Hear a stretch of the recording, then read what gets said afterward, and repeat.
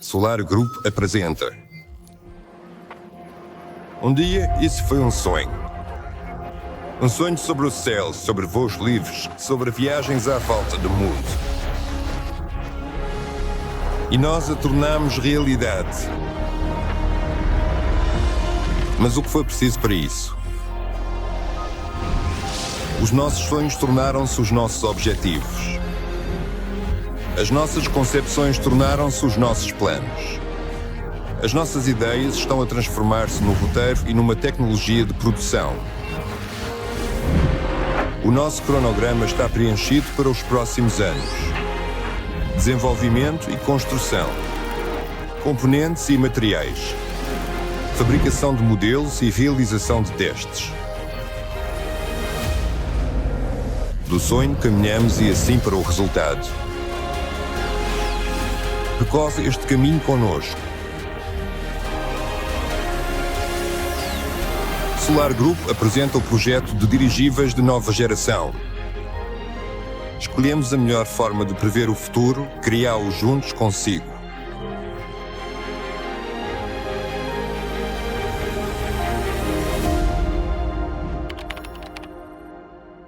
Amigos, e aí? Olá de novo para todo mundo, faz tempo que não nos vemos. Vocês estão em mais um webinar do projeto Dirigíveis de Nova Geração. Como sempre, estou aqui com vocês, eu, Gennady Babanin e Fedor Konstantinov. Isso aí, pessoal. Um olá para todos. Pessoal, vamos começar pedindo para que vocês escrevam como está a imagem, como está o som e já deixem nos comentários as perguntas que quiserem fazer. Hoje vamos falar sobre nossa última participação na feira Dubai Air Show, onde a empresa Aeronova esteve presente. Vamos saber todas as novidades, detalhes, como foi o evento, falar sobre os trabalhos atuais, conversar sobre o Aeroliet, o Nova 2 e ver quais são as próximas tarefas que a equipe tem pela frente. Fyodor, por onde começamos? Olá. Olá, Gennady. Faz tempo que não nos vemos. Por onde você quiser. Talvez por Dubai? Sim, acho que todo mundo vai querer saber como foi nossa viagem, como a empresa se apresentou e qual foi o retorno que recebemos. Acho que já falamos um pouco sobre isso ainda durante a própria feira. Teve até um webinar. Sim. Pessoal, o que eu queria dizer? Vocês estão aí assistindo, mas mandem perguntas, porque eu vou contar sobre Dubai em 3 minutos e sobre a Aeroliet em 1 minuto e meio. Então, o que aconteceu em Dubai? Na verdade, só consegui dormir direito recentemente. Ainda antes de Dubai começaram aquelas correrias para preparar os materiais, brindes, maquetes, vídeos. Foi muita coisa mesmo. Mas no fim das contas, o que quero dizer? Ficamos preocupados, achando que seríamos deslocados na feira, que estava tudo errado com a gente.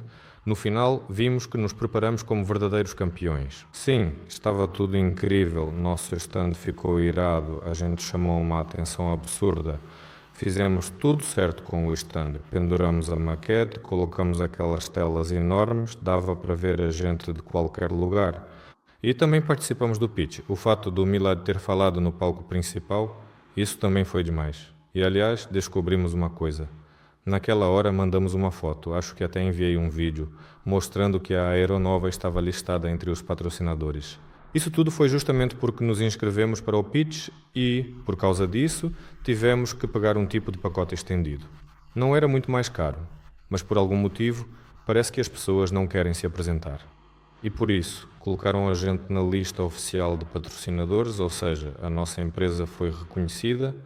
Foi realmente bem lisonjeiro. Uma empresa como a nossa, que há apenas 1 ano já é patrocinadora de uma prestigiada feira internacional de aviação.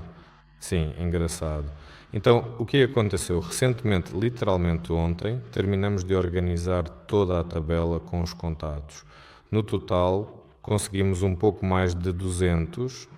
Nós os classificamos por grau de importância. Aqueles que queriam algo de nós e também aqueles de quem nós queríamos algo. Por exemplo, para ilustrar, muitas fábricas diferentes vieram falar com a gente, buscando estabelecer algum tipo de contato ou parceria. Tinha uma grande e importante fábrica coreana lá que faz fuselagens e asas para a Boeing. E quando eles viram o dirigível, o CEO deles veio correndo rapidamente e disse: "Uau, nós já dominamos completamente a fabricação de aviões." E isso aqui, ele disse, queremos muito fazer isso também. Enfim, por favor, nos coloque na lista, a gente faz qualquer coisa que for preciso. Então começamos a conversar com eles aos poucos, devagarzinho, com calma, e no final das contas eles estavam totalmente prontos para assumir a produção. É claro, todo mundo quer fabricar dirigíveis, afinal de contas. Aliás, como percebemos recentemente, o Milad encontrou ontem um site onde engenheiros da SpaceX estão desenvolvendo um novo projeto. Enfim, analisamos a lista. Ela se dividiu entre aqueles que querem comprar dirigíveis. Quem quer comprar mesmo, basicamente, está interessado no Nova 01 Inesport. Um dirigível publicitário pequeno é muito necessário e lá tem pedido de 25 unidades de uma vez e até quase 100. Se esse pedido é real ou não, precisa ser analisado. E também tem pedidos de 1, 2, 3. Aqui na empresa, entre os especialistas em dirigíveis, o Boris Alexandrovich e o Vadim Vasilievich nunca tiveram certeza de que um dirigível desse tamanho tão pequeno poderia ser realmente procurado. Só o Dmitry Sergeyevich Khmel acreditava nisso. E o Artyom, então, era o que mais gritava, dizendo que isso seria importante. Agora ele anda por aí todo convencido. Eu não disse? Pois é. Então, vamos começar a produção em série de pequenos aparelhos? No geral, sim, vamos começar a produção em série de pequenos aparelhos, porque realmente há uma boa demanda por eles e não é o Nova 01. O Nova 01, na verdade, é uma cópia dinâmica do dirigível Nova 2. O dirigível, sim, vai ser desse tamanho. Também vai ser em formato de charuto? Naturalmente, em formato de charuto equilibrado. Isso está claro. A única diferença era basicamente a seguinte. Eu só quero que a propaganda seja impressa. E dá para transformar tudo isso em uma enorme televisão, talvez? E essa questão, inclusive, também estamos analisando cuidadosamente neste momento. Essas telas de pixels, os chineses estão muito à frente nessas telas de pixels, mas até aqui no nosso país também já estão sendo feitas. E a malha desses pixels? Agora os especialistas acham que não vai pesar tanto assim. Vai ser preciso aumentar um pouco o dirigível, mas talvez algo disso dê certo. Vai ser engraçado, claro. Uma televisão voadora em formato de charuto. E a gente está trabalhando nessa direção, testando alguma coisa? A gente comprou algumas telas flexíveis que vamos instalar no Nova 01, mas de novo, tudo ainda em fase de testes. Elas são chinesas e têm uma base de silicone, ou seja, tem a própria malha de diodos e depois para dar, digamos, resistência a qualquer clima e proteção contra danos mecânicos. Ela é literalmente revestida com um silicone grosso, então fica meio pesada. Dá para fazer em filmes mais finos também. Aqui na Rússia a gente faz em filmes finos. Fica muito mais leve. Esse é o primeiro protótipo que vamos fazer no Nova 01. Mas, no geral, sim. Agora a tarefa é construir. Bom, construir como? Formar uma produção em série de pequenos aparelhos, porque já existe um cliente real para eles. E um dos clientes reais é, claro, empresas de publicidade, agências de marketing e outros negócios relacionados, e por aí vai. Vai ter uma grande feira internacional de aviação no Egito, que acontecerá em setembro do ano que vem, reunindo diversos participantes do setor. E os próprios organizadores da feira querem comprar um ou alguns desses produtos inovadores. 2 ou 3, não dezenas. Apenas uma quantidade limitada para demonstração. Esses dirigíveis são para vender publicidade aos participantes da exposição nesse dirigível. Foi com esse pedido que vieram até nós, dizendo: eles olham para o Nova 1, está voando. Começamos a explicar para eles: vamos entender primeiro como é a legislação no seu país. Façam agora. Sim, não se preocupem, ele disse, vai voar. Aliás, vai ser muito legal se isso acontecer. Sobre o preço, eu sei, estamos realmente deixando vocês bastante curiosos sobre o preço e os clientes locais também ficaram assim, especialmente quando perguntaram para a gente. Enfim, lá a gente fez um pequeno experimento com o público, porque muita gente tem interesse. E mencionamos várias faixas, desde esse preço de 25.000 ralhos por unidade até os 100.000. E observamos diferentes reações e entendemos na verdade mais ou menos o valor que não assusta o cliente para um pequeno dirigível publicitário e percebemos que é possível produzi-lo em série por esse valor, com uma boa margem de lucro, ou seja, tudo vai fechar. Houve também outros contatos, por exemplo, uma grande empresa bastante conhecida que atua no ramo de construção em Dubai. E lá não são muitas empresas desse tipo, né? Todos os nomes das empresas estão escritos nos prédios. Enfim, eles se interessaram pelos dirigíveis, eles sentaram, ficaram olhando para aquela tela grande, a gente tinha uns sofazinhos com mesa ali embaixo dela. E dá mesmo para fazer assim? Claro, falando no idioma deles. E a gente, sim dá. E lá estavam, 2 enormes dirigíveis voando tranquilamente sobre Dubai. Desse jeito mesmo? E a gente respondia, sim. Um hotel de 2 andares mesmo? A gente responde, sim. E o que eles dizem? Naturalmente perguntam o que é necessário para isso. Aí o Boris Alexandrovich entra na conversa, explicando do ponto de vista da legislação e certificação. A gente explica para eles de forma detalhada nossa visão sobre a infraestrutura mínima necessária e também o que é realmente preciso para, pelo menos, localizar a montagem nesse local. E aí rolou o contato. Ele disse, qualquer terreno, qualquer galpão, a gente assume tudo. Vamos marcar uma reunião para trabalhar nisso. Ou seja, eles não estão assumindo o pedido do dirigível. Eles dizem, o futuro com certeza é esse, isso aqui realmente é necessário. Se precisar e precisa, a gente entende. Quanto aos hangares, galpões, não se preocupe, a gente cuida de tudo. Do ponto de vista de projeto, financiamento e construção. Eles estão dispostos a investir consideravelmente em infraestrutura. E isso só vai nos beneficiar se tivermos um grande hangar, um espaço adequado, onde tudo isso possa realmente acontecer. Ou seja, surgiu um verdadeiro investidor imobiliário no projeto. Eles também interagem frequentemente com uma das nossas grandes empresas russas. Foi realmente engraçado encontrar conhecidos em comum durante esse processo. Essas pessoas são daqui, são nossos amigos. Trata-se de uma empresa russa local bastante reconhecida que também trabalha com hangares de aviação. Vamos continuar trabalhando em conjunto com eles, fortalecendo ainda mais essa parceria. Então, os sauditas vieram com um pedido parecido, também olharam essas imagens, sentaram com a gente, conversaram e nós também explicamos para eles. Antes de vocês, realmente vieram uns caras de Dubai e disseram, a gente assume a construção. Não, nós assumimos tudo. O que eles realmente querem, de fato, é a transferência de tecnologia. Eles entenderam claramente todas as vantagens dos dirigíveis. Sério, você anda pela feira, não tem dirigíveis, só a gente tem um dirigível, na verdade. Tinha um francês estratosférico lá, bem pequeno mesmo.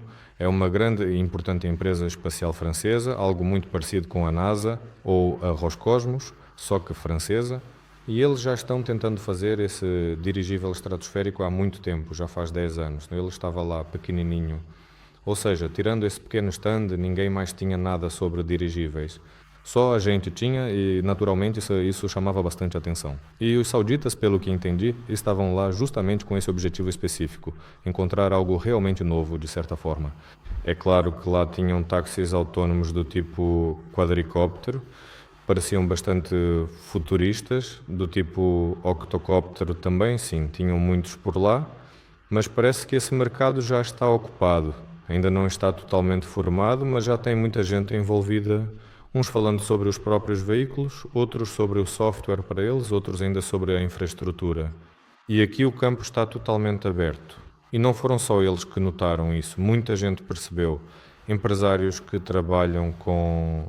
Como é que chama isso mesmo? Enfim, existe o negócio principal, digamos, a fabricação de automóveis.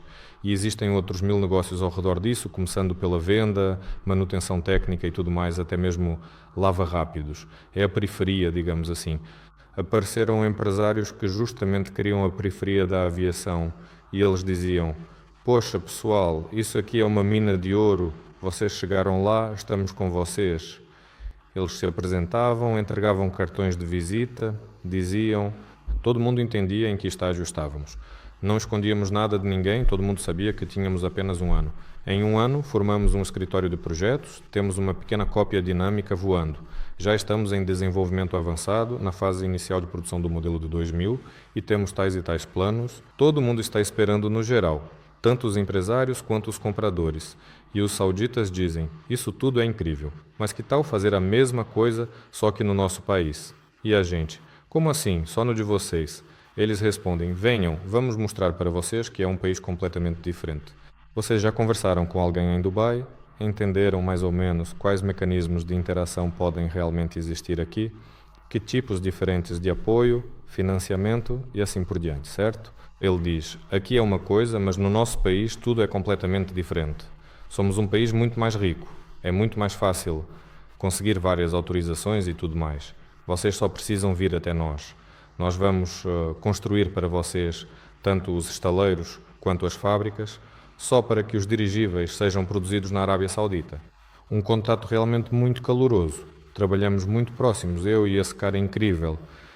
Ele é o dono de uma das maiores e mais importantes empresas de logística de toda a Arábia Saudita.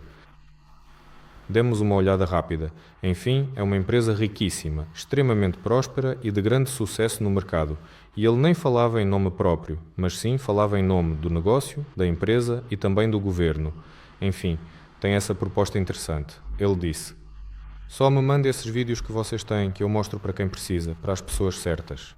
Só mandamos ontem mesmo. Foi um pequeno pecado nosso. Demoramos um pouco mais do que o esperado, mas sinceramente não tem problema.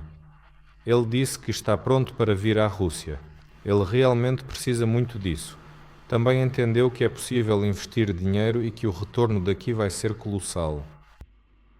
É claro que é preciso entender, de uma vez por todas, o que realmente significa a transferência de tecnologia. Ele vai comprar isso de nós, vai levar consigo. Esse é o esquema, está claro. Dissemos isso para todos, não foi só ele que veio com essa proposta. É claro que quando uma pessoa de alto nível se aproxima, ela não se preocupa com os detalhes. Na cabeça deles tudo é possível. E é claro que tudo é possível, mas esse tudo é possível tem um certo caminho lógico. Não dá para juntar um monte de gente, trazer todo mundo e obrigá-los a fabricar um carro se eles nunca fizeram isso antes. O clássico de sempre. Primeiro você traz o carro, eles só colocam as rodas, depois aprendem a colocar também as portas e aí aos poucos, devagarzinho, vão chegando à montagem completa e depois já começa a fabricação de algumas peças locais.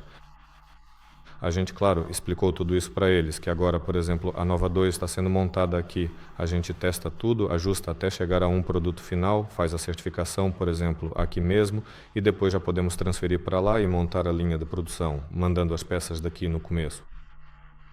Ele falou: isso tudo é detalhe, não precisa me explicar isso, vamos construir aqui com a gente. Bom, enfim. E eles, no geral, estavam considerando isso para que tipo de finalidade?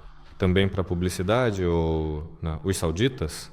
Não, ele estava pensando do ponto de vista de grandes cargas, de 30 a 60 toneladas e até mais. Coisas menores não interessavam para ele, e desse mesmo tamanho o que interessava eram os turísticos, cruzeiros, de passageiros. Sim, é quando é um grande navio, muita gente, cabines, restaurantes, decks para passeio. Ele também olhava para a tela e dizia: assim mesmo, vamos ficar pairando sobre a cidade. A gente respondia: é sim, é isso mesmo. E ele sempre dizia: tem que ser assim, desse jeito. Vinham pessoas de fundos, de grandes organizações, quase estatais também, e de Dubai e da Arábia. Dubai e Arábia Saudita. Por algum motivo, eles estavam buscando algo específico, talvez uma oportunidade ou uma solução. A gente também trocava contato. Como eles agem? Tinham gerentes de fundos circulando por lá, também procurando projetos. Eles chegavam e já perguntavam: em que estágio vocês estão? Quando vai começar a produção de tais aparelhos? Qual o custo de produção que vocês estimam? Para qual escala estão prontos para produzir? Ou seja, quantas unidades por mês? Qual será o preço de venda? A gente começava a filosofar com eles sobre isso, porque não tínhamos uma resposta concreta, por exemplo, para o modelo de 10 toneladas. Eles faziam mais ou menos assim, então a margem de lucro é tal, o faturamento é esse, então podemos investir tanto. Aqui está meu cartão, ligue para a gente. Eles simplesmente faziam uma estimativa e avaliavam os projetos, de todo jeito possível. E também se aproximou um iraniano. Ele mesmo é do Irã, mas agora é cidadão canadense. Também é alguém que construiu sua fortuna com as próprias mãos. E agora, além de ser rico por conta própria, ele ainda administra um grande fundo. Ele ficou tão interessado que, mesmo depois da exposição, veio nos visitar várias vezes. E nós já conversamos com ele no hotel, não foi só ele que veio, mas ele foi especialmente insistente. E a gente perguntou: está disposto a investir em uma empresa russa? Ele respondeu: bom, quanto é preciso para uma empresa russa? Explicamos para ele como tudo funciona aqui. No momento está assim e assim. E ele disse: olha, não mais que $1 milhão, pessoal, seja em uma empresa russa ou internacional. Muito maneiro. Enfim, continuamos em contato com ele e provavelmente ele vai vir para cá em breve, talvez até mais cedo do que imaginamos. Ele também, o fundo deles também está interessado na Arábia Saudita. No fim das contas, conseguimos juntar alguns projetos diferentes e interessantes. Em Dubai, surgiu um grupo de pessoas, começando pelo poder legislativo ou executivo local. Não entendo muito bem como foi esse processo, mas foi algo que chamou a atenção. Enfim, são aqueles que regulam decolagens e pousos, emitem permissões de voo, atribuem números de registro das aeronaves, emitem certificados e por aí vai. Conseguimos, junto com eles, montar uma espécie de roteiro de como legalizar dirigíveis em Dubai, por exemplo, de fabricação russa. Depois apareceram pessoas dispostas a investir em infraestrutura. Também surgiram proprietários de terras em Al Maktoum. É um grande aeródromo, poderoso, que vai ser o maior aeródromo dos Emirados Árabes, um aeroporto. Inclusive, agora mesmo estava acontecendo uma exposição lá. E aí apareceu o proprietário e disse: eu tenho terras em Al Maktoum, vocês precisam? A gente falou: olha, tem seus compatriotas que estão prontos para construir alguma coisa aqui. Ele respondeu: não vejo motivo para não começar. E a gente: também não vemos, vamos começar. Enfim, é isso mesmo. Em Dubai, todo mundo realmente segura o dinheiro.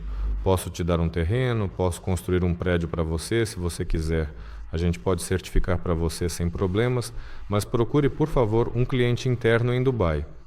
Eu não me lembro de nenhum dubaiota que realmente quisesse um dirigível, mas eu era um dos 7 que lidavam com o tráfego de entrada. Resumindo, em Dubai já foi elaborado todo um plano de como transformar a Aeronova, por exemplo, em uma empresa internacional com base em Dubai, para que os aparelhos sejam certificados, tipo uma empresa internacional mesmo.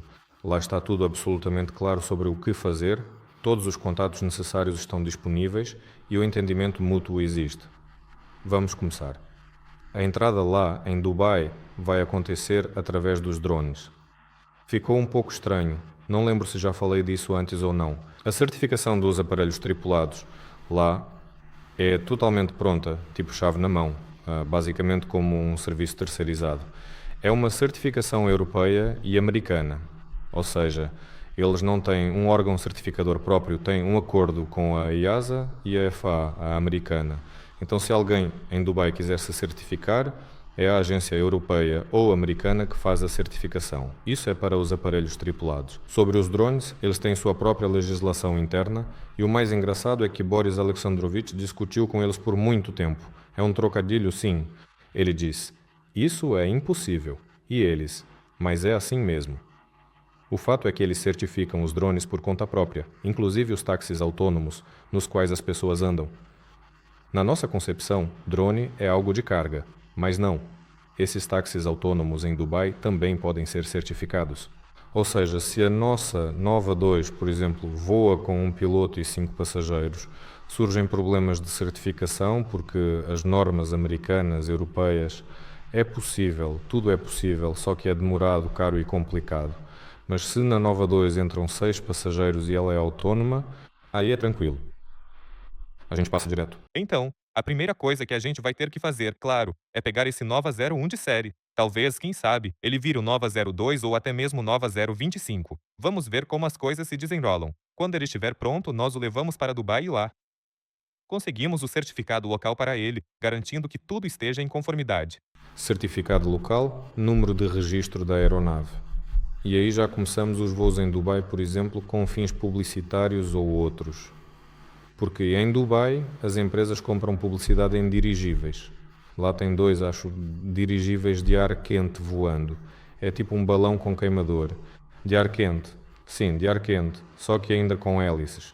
No mundo todo tem muitos desses dirigíveis de ar quente. É um brinquedo. Grande, bonito, mas ainda assim um brinquedo. Isso não é realmente um dirigível. Mas o que eu gostei? O fato de que em Dubai, no geral, o clima é assim. O ar fica parado o tempo todo. Mas se algum dia venta, todo mundo vai saber. Agora começa, amanhã termina, e depois de um mês não tem mais. O fato de que lá os dirigíveis de ar quente conseguem voar entre os arranha-céus, ou seja, todas as condições climáticas são tão perfeitas que até mesmo nossos pequenos dirigíveis, digamos de 200 metros cúbicos, vão voar tranquilamente. E os grandes, então, não têm absolutamente nenhum problema. E já que o de ar quente voa, nós também conversamos com eles sobre isso. Eles disseram: o nosso dirigível de ar quente funciona de um jeito diferente, mas no geral tudo é possível, não tem nada de mais. Vamos começar pequeno, mandar um pequeno para lá, certificar ele lá e abrir uma empresa. Abrir a empresa, isso já está claro desde o início. E vamos começar a obter as licenças e certificados locais e depois traçar planos e estratégias para uma grande infraestrutura, voltada para certos tipos específicos de aparelhos. Acho que até lá já teremos decidido de forma bastante clara, detalhada e cuidadosa quais são realmente necessários, quais são importantes e assim por diante. Como houve muitas perguntas e dúvidas sobre iates particulares, tipo carga legal, monitoramento bacana. Aliás, o monitoramento provavelmente vai decolar mesmo em Dubai, onde há uma grande demanda e interesse por esse tipo de serviço especializado. Eu mesmo acabei esquecendo que, na verdade, não há um cliente específico dedicado para os dirigíveis. Existem clientes para os de monitoramento, sim. Foi o exército local que veio até nós para conversar sobre a necessidade de monitorar o Golfo Pérsico. Não lembro o número exato, mas era na casa das dezenas. Enfim, precisam ser bem grandes. No mínimo 24 horas de monitoramento com uma carga definida. Enfim, já estava rolando de fato uma conversa sobre como, na verdade, tudo isso iria acontecer. Então, não vou contar tudo, mas esse tema, que é de natureza meio militar, pelo que parece, pelo visto, não precisa de certificação obrigatória. Isso é equipamento para uso militar?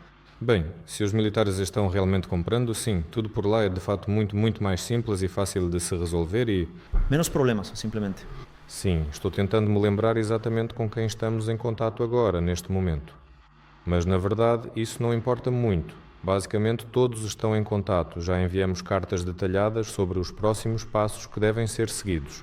Não há nenhuma pressa aqui, porque, como eu já disse várias vezes, explicamos para todo mundo que este é o nosso primeiro ano. Agora precisamos terminar o Nova 2, nos estabilizar, então não tenham pressa. Mas o legal é que realmente houve um interesse muito grande e genuíno. Sempre tinha uma multidão de pessoas ao redor do nosso stand.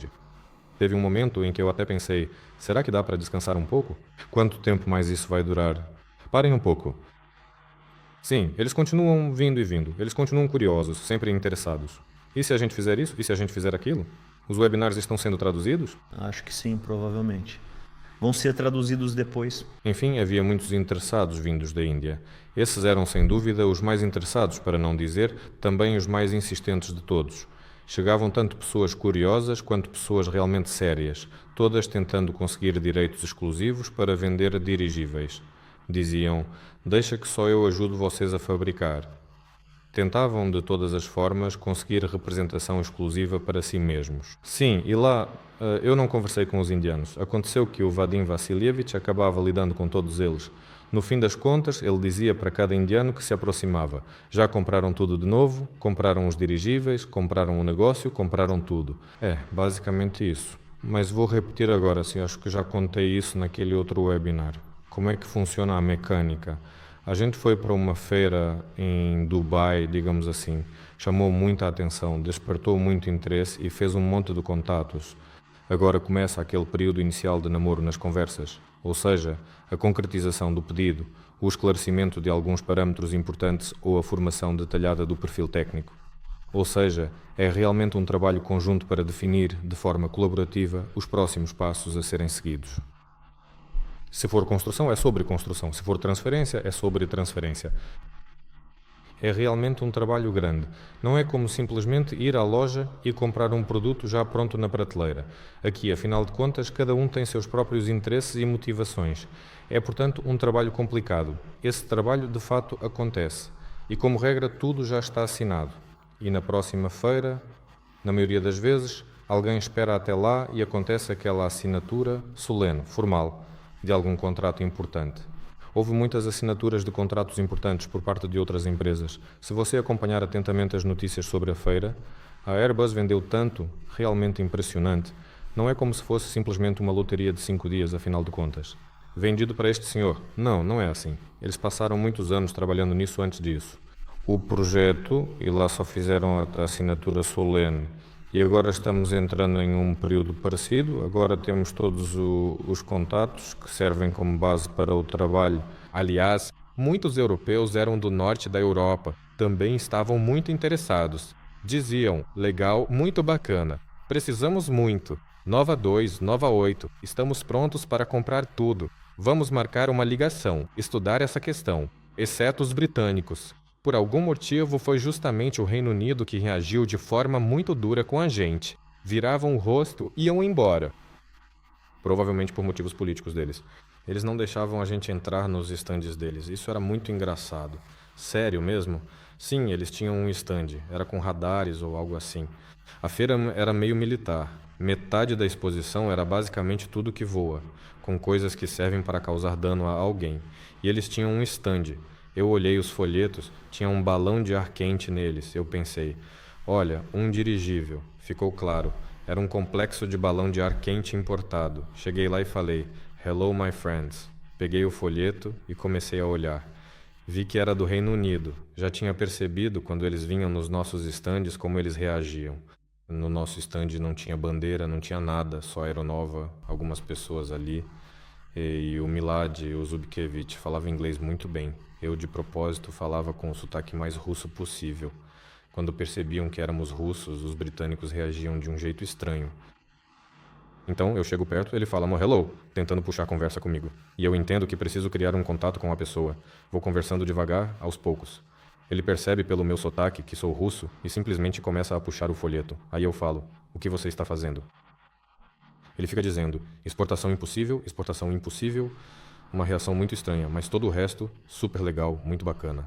Os chineses também mandaram bem. Aliás, a gente encontrou uns caras lá, pessoas bem interessantes, inclusive. Não sei se cheguei a comentar ou falei no último webinar de Dubai ou não, sinceramente não lembro agora. O negócio é que a gente tem um sistema de propulsão inovador que já projetamos e inclusive já começamos a fabricar. Trata-se de uma microturbina equipada com trocador de calor, com uma potência elétrica de saída de 300 kW. E lá dentro tem um gerador de alta rotação. Por causa disso, 300 kW cabem nesse tamanho compacto. A gente procurou por toda a Rússia, mas ninguém aqui conseguiu fabricar ou desenvolver geradores desse tamanho para a gente.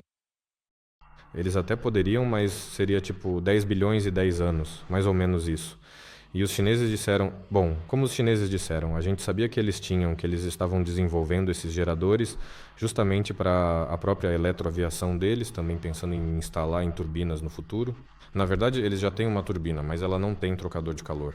E turbinas sem trocador de calor consomem muito combustível. Elas são compactas, potentes, tudo muito legal, mas a eficiência de combustível é baixa. Com o recuperador, a eficiência de combustível chega ao nível dos motores convencionais de combustão interna, motores a pistão, motores a diesel. A gente sabia que eles tinham, entramos em contato com eles. E eles falaram, sem problema, claro, vamos nessa.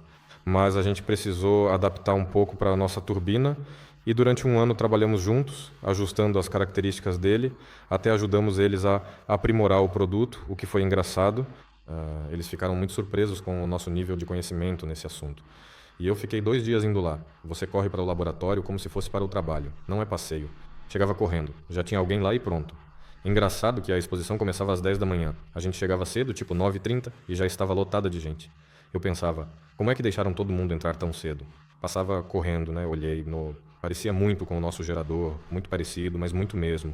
E aí vejo o Zubkevich levando eles pelo braço. Ele fala, vamos para o nosso stand. Eu pergunto, Vadim Vassilievich, quem são essas pessoas? Ele disse, eles vieram, pegaram nosso folheto e correram para o stand deles. Agora estão lá estudando. E em um dos nossos folhetos, tínhamos vários materiais para distribuir. Em um deles, basicamente falava sobre a equipe e sobre os aparelhos, sobre o Nova 01, sobre o Aerolet, sobre as sondas estratosféricas, Nova 8, Nova 35, só sobre eles mesmo. E no segundo era sobre a tecnologia. Porque o dirigível é bom, ecológico, econômico, como nos diferenciamos dos antigos e assim por diante.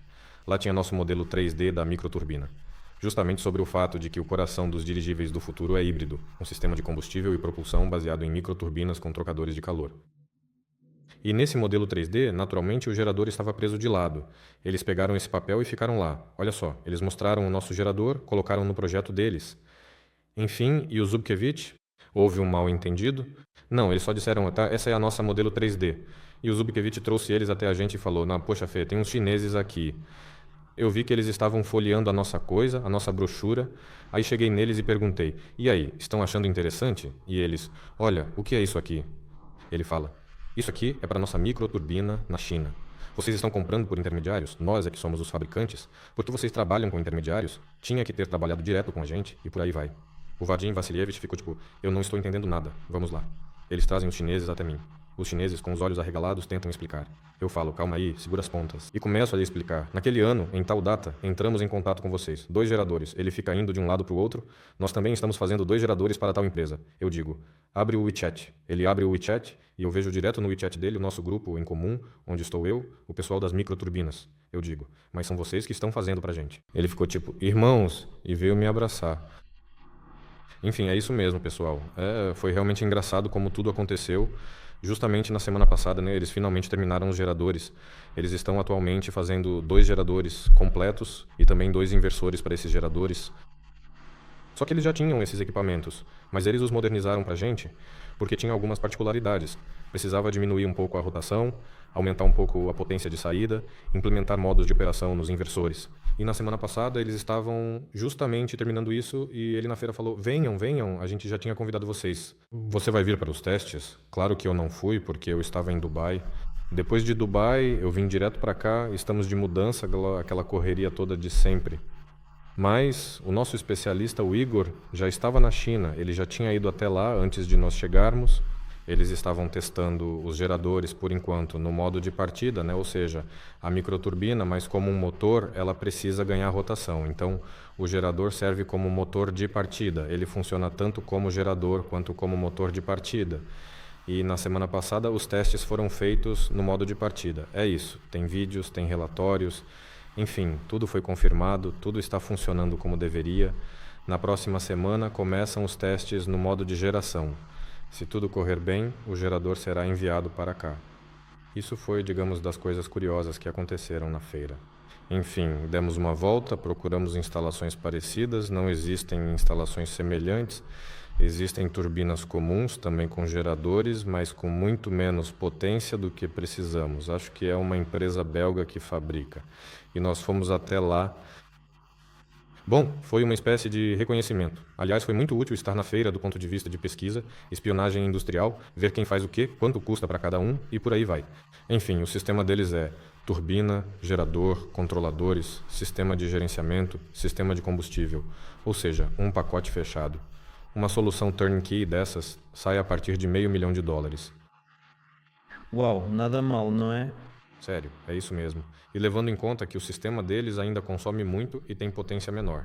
Ou seja, estamos criando um produto que não só será competitivo no mercado para nossos dirigíveis, mas também como um produto independente. Isso ainda precisa ser feito, claro, sem dúvida. Agora começa a fase mais importante de todo o processo, a fase de produção dessas microturbinas inovadoras. Aqui também não é nada fácil, é um grande desafio, mas depois conversamos sobre isso com mais detalhes. Agora precisamos voltar a falar da exposição, que foi fundamental. Enfim, todos os 5 dias foram realmente muito intensos, cheios de atividades e experiências marcantes para todos os envolvidos. Pelo que entendi, agora temos um certo grupo de contatos reunidos. Agora a nossa tarefa é enviar provavelmente não propostas comerciais, mas sim coletar algum tipo de feedback, saber o que as pessoas acham interessante, o que elas querem ver no futuro. Assim, vamos ter uma noção melhor da demanda por determinados aparelhos? Não, as pessoas já têm uma ideia do que elas precisam. Sim, alguém diz, eu queria fabricar peças para o dirigível para vocês. E nós, por exemplo, precisamos realmente produzir algumas peças em algum lugar. Agora precisamos enviar... Primeiro, assinar com eles um NDA, um documento de confidencialidade, depois enviar, digamos, a peça e receber deles uma proposta comercial, só para avaliar, grosseiramente falando, o custo. E comparar com o que temos agora, bem como com outras propostas. Isso é o primeiro, uma série de questões. 2, existem vários escritórios de design que vieram direto e disseram: a gente quer muito trabalhar com dirigíveis, já estamos cansados desses aviões, helicópteros. Vocês têm um dirigível, isso é algo novo. Deixem a gente fazer o design da gôndola. Queremos criar o design do interior. Enfim, eles estavam lá jogando ideias com a gente. Mas esses são espaços enormes, não precisa ficar todo mundo apertado assim? Dá para fazer desse jeito. Coloquem a gente na equipe, queremos participar do projeto. Os designers da BMW estavam lá. Eles estavam justamente envolvidos em um dos aparelhos de decolagem e pouso vertical, só que de carga. Não era para passageiros, era de carga. Ou seja, o design deles era completo, tanto externo quanto interno. Eles são designers técnicos. Quando os estrangeiros falam designers, para eles, engenheiro também é designer. Mas esse era realmente um escritório de design. Com eles, chegamos a um acordo.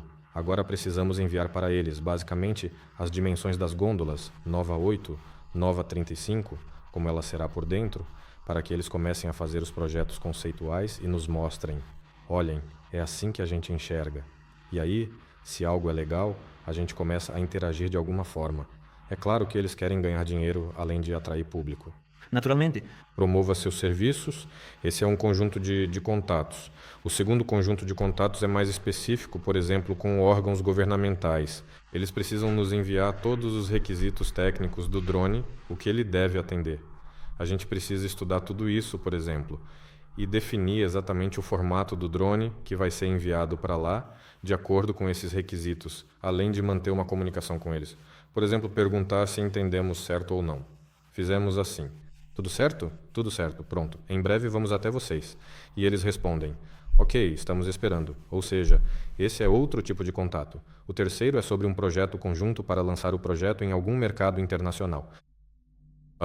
Se for aquele grupo de contatos em Dubai, né, e se for Dubai mesmo, então, enfim, com cada um deles o trabalho já começa a ser direcionado. Com os dirigíveis de monitoramento, sim, é preciso esclarecer exatamente qual eles precisam, e com os pequenos de publicidade também. Então é isso, tem muito trabalho pela frente. O que quero dizer é que, de qualquer forma, mesmo que eles tragam uma mala de dinheiro e digam: precisamos de um dirigível assim, a gente realmente não vai ou não pode se desviar dos passos planejados, dos planos que tínhamos no nosso roadmap, por exemplo? Ou ainda assim é possível alguma flexibilidade? Não tem como desviar desse plano, porque, de qualquer jeito, precisamos dos dirigíveis, como ficou claro, tanto dos pequenos quanto dos grandes. E para chegarmos a um dirigível grande, precisamos passar por todo um caminho evolutivo. A gente não pode largar tudo agora. Apareceu um cliente querendo 30 toneladas e fazer um dirigível de 30 toneladas de uma vez, sendo que ainda nem terminamos o Nova 2. Não dá para ter um filho em um mês com 9 mulheres. Então, os planos continuam os mesmos: Nova 2, Nova 8, Nova 35. Mas, ao mesmo tempo, estamos comercializando os caminhos que já percorremos. O Nova 01 já ficou para trás. As pessoas viram no vídeo e disseram: que legal, queremos, que ótimo. Se querem, estamos prontos para produzir uma leva e vender. É claro que, primeiro, precisamos de um acordo firme sobre isso. Se houver esse acordo, nós produzimos e vendemos. O Nova 2 já montamos, testamos em modo autônomo, tripulado e de monitoramento. Já entendemos que um dirigível desse tamanho está ao nosso alcance. Tenho certeza de que, quando ele voar, vai chover pedidos. Eles já existem, digamos assim. Mas pode ser que não seja de 2.000 metros cúbicos, e sim de 2.700, assim como aconteceu com o Nova 01. Ou seja, já superamos essa etapa. E os aparelhos desse estágio agora podem ser lançados comercialmente em produção em série. Nova 8, Nova 35. Tudo seguindo a mesma metodologia. Estamos caminhando para dirigíveis maiores. Aliás, para vender dirigíveis para o exterior, não há nenhuma dificuldade em fazer isso diretamente da Rússia? Ou ainda é necessário criar algum tipo de intermediário, como uma empresa internacional separada? Não é necessário, de jeito nenhum. A gente tem mecanismos especiais no país que cuidam das exportações. Nada muda. Dá para vender para outros países, tem que vender. O país incentiva quando você exporta. A pergunta é: quem compra? Vieram uns caras da África. Lá tinha... Enfim, é claro. Empresários sempre dizem: uau, que legal, quero comprar, quero ter isso lá, voar, transportar. Isso aí é tranquilo de entender. De um país, não lembro exatamente qual, também vieram pessoas do governo e com eles também discutimos essa questão sobre: ok, fizemos isso na Rússia. Acabou de chegar um senhor dizendo: quero um dirigível para a África. Você é desse mesmo país, então, por favor, explica pra gente, se possível, um pouco mais sobre essa situação. Tipo, ele precisa ser certificado ou a gente pode, digamos, trazer ele desmontado, montar lá na África e dizer: olha só, produto africano, você vai emitir um certificado para ele? Não, não vou. África, emite aí, deixa voar. Não, não precisa. Enfim, certifiquem ele no seu próprio país. Tragam para cá. Com ele também combinamos que eles têm suas próprias regras locais. Acho que ele listou umas 7 delas, algumas leis específicas. Ele mandou para a gente ainda não analisou. Ele disse: leiam, vocês vão entender tudo sobre drones, aeronaves tripuladas, opcionalmente tripuladas e por aí vai. Ou, em alguns casos, vocês vão precisar obter um certificado de tipo E aí, com o certificado de tipo russo, sem problema, podem trazer. Ou seja, a questão é, dá para vender daqui? Dá para vender. Para alguns, certificado. Para outros, sem certificação. Não tem nenhum problema, só existem caminhos diferentes. Alguns mais longos, outros mais curtos, alguns mais complicados. A gente tem o certificado de amostra única. Agora ele mudou um pouco, já não se chama mais assim, mas ainda dá para conseguir ou obter um certificado para produtos únicos, por exemplo. Em alguns países eles nem entendem o que é isso, certificado de amostra única. Alguém diz, não, sem problema, se a Rússia deu o documento, aqui a gente pega o local. Mas mesmo assim, vai ter um procedimento de validação, eles traduzem, os locais colocam um carimbo dizendo que agora os locais também atestam que é seguro, emitem um número de registro e a pessoa pode usar de alguma forma. E aí, se for assim, politicamente, há problemas em vender da Rússia. Muita gente vinha até nós. Poxa, galera, muito legal, incrível. O pessoal da Boeing vinha conversar, vinham pessoas da Boeing, e não era qualquer um, sabe? Tipo, participantes do stand. Tinha uma mulher lá, parecia ser vice-diretora comercial. Enfim, um cargo alto. Ela se aproximou e conversou com Boris Alexandrovich. Ela disse, gente, que incrível, queremos comprar um dirigível. E o Boris Alexandrovich respondeu, qual? Até mesmo o Nova 2, vocês conseguem montar? Queremos comprar. E ele, mas para que vocês querem? Como assim? É um dirigível, ué? Tem que ter. E ela toda simpática. A gente só quer comprar mesmo. E por aí vai. Mesmo assim, pessoas dos Estados Unidos, de países europeus também vinham. Muito legal, precisamos. Ah, é da Rússia. Abram uma empresa em Dubai, cortem totalmente qualquer ligação com a Rússia, aí a gente compra. Claro, né? A gente precisa, é importante, né? Somos da aviação. Sabemos o que é isso, né? O lance de carga, turismo, tudo isso é muito legal. Vocês mandaram bem, o time é top. Mas só tira esse negócio da Rússia, por favor. O Vitali e o Milad, eles costumavam ir para festas fechadas e exclusivas. No primeiro dia, isso aconteceu por conta da inauguração, ou seja, rolou a exposição, que terminou e fechou por volta das 18 horas, e então, às 19 horas, teve início uma festa fechada. Lá estavam presentes todos os figurões, digamos assim, pessoas influentes daquele meio. Era, portanto, um certo tipo de networking. E bom, quem quisesse, dava um pulo lá, dava uma olhada. Lá a gente conversou bastante, tivemos conversas realmente longas com vários europeus, na real, sabe? Poxa, todo mundo por lá comenta e fala muito sobre a ideia de se desvincular da Rússia, então. Por enquanto, provavelmente é assim, né? Enfim, teve mais uma festa lá em outro dia, e o Vitali e o Milad também estavam interagindo com o pessoal. Eles falam inglês muito bem, estão totalmente por dentro do assunto. Eu, de vez em quando, ainda escutava o tradutor, mas eles iam direto.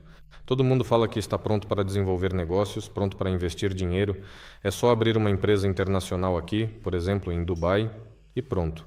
O dinheiro dos fundos vai começar a fluir, vamos trazer pedidos para vocês e até comprar nós mesmos. E provavelmente, dentro desse cenário político mundial atual, eles realmente têm direito a essa opinião. Por que não, né? No geral, é uma prática bastante comum abrir empresas internacionais. A gente realmente planeja seguir por esse caminho? Claro que planejamos. A questão é, tudo tem seu tempo. Vamos primeiro nos firmar. Vai ver que até lá nem vai precisar mais, tudo já vai ter se resolvido? Então, é só olhar em volta. Tem a Rússia, a CEI é enorme, a Ásia é enorme, e muitos países como África, Índia.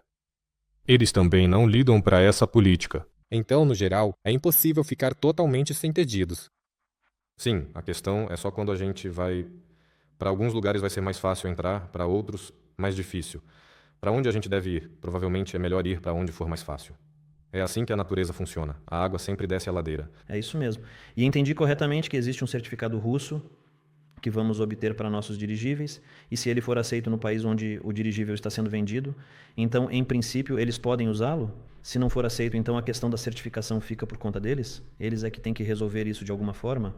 Lá, basicamente, simplificando de forma geral, existem certas regras, digamos assim, às quais cada tipo de aparelho deve se adequar. Ou seja, nem as regras para aviões não servem para dirigíveis. Em outras palavras, as regras para helicópteros também não servem para dirigíveis. Existem regras específicas para dirigíveis que foram desenvolvidas há algum tempo nos Estados Unidos. Depois elas foram copiadas, adaptadas e criaram regras europeias. Mais tarde a Rússia copiou, adaptou e criou as regras russas. E se alguma coisa muda lá, todos acabam mudando as suas regras também, um após o outro. Alguns mudam, outros não mudam. Na maioria das vezes, ninguém realmente gosta de mudar ou de ficar para trás. No fim das contas, no final, é tudo praticamente igual. Politicamente falando, é um certificado russo. Se você for ler com atenção os requisitos, vai perceber que eles são praticamente iguais em todo lugar, em qualquer lugar que você for analisar. Depois disso, é só política. É igual com aquele africano. Ele pergunta: em que base foram feitas todas essas normas na Rússia?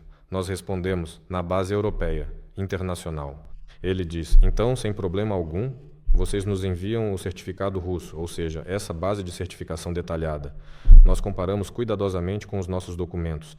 Se eles realmente batem ponto a ponto, de onde poderiam surgir dúvidas? Ou seja, a gente usa isso, não conhecemos o de vocês, mas é igual. Sem questionamentos. Só política mesmo. Então, sim, existe a zona russa, né, a europeia, a asiática, a americana, mas para dirigíveis as normas são iguais em todo lugar, porque elas foram criadas não de forma centralizada, mas copiadas umas das outras. Está certo, para que exista uma norma em formato internacional e não essas tomadas de tipos diferentes em cada lugar.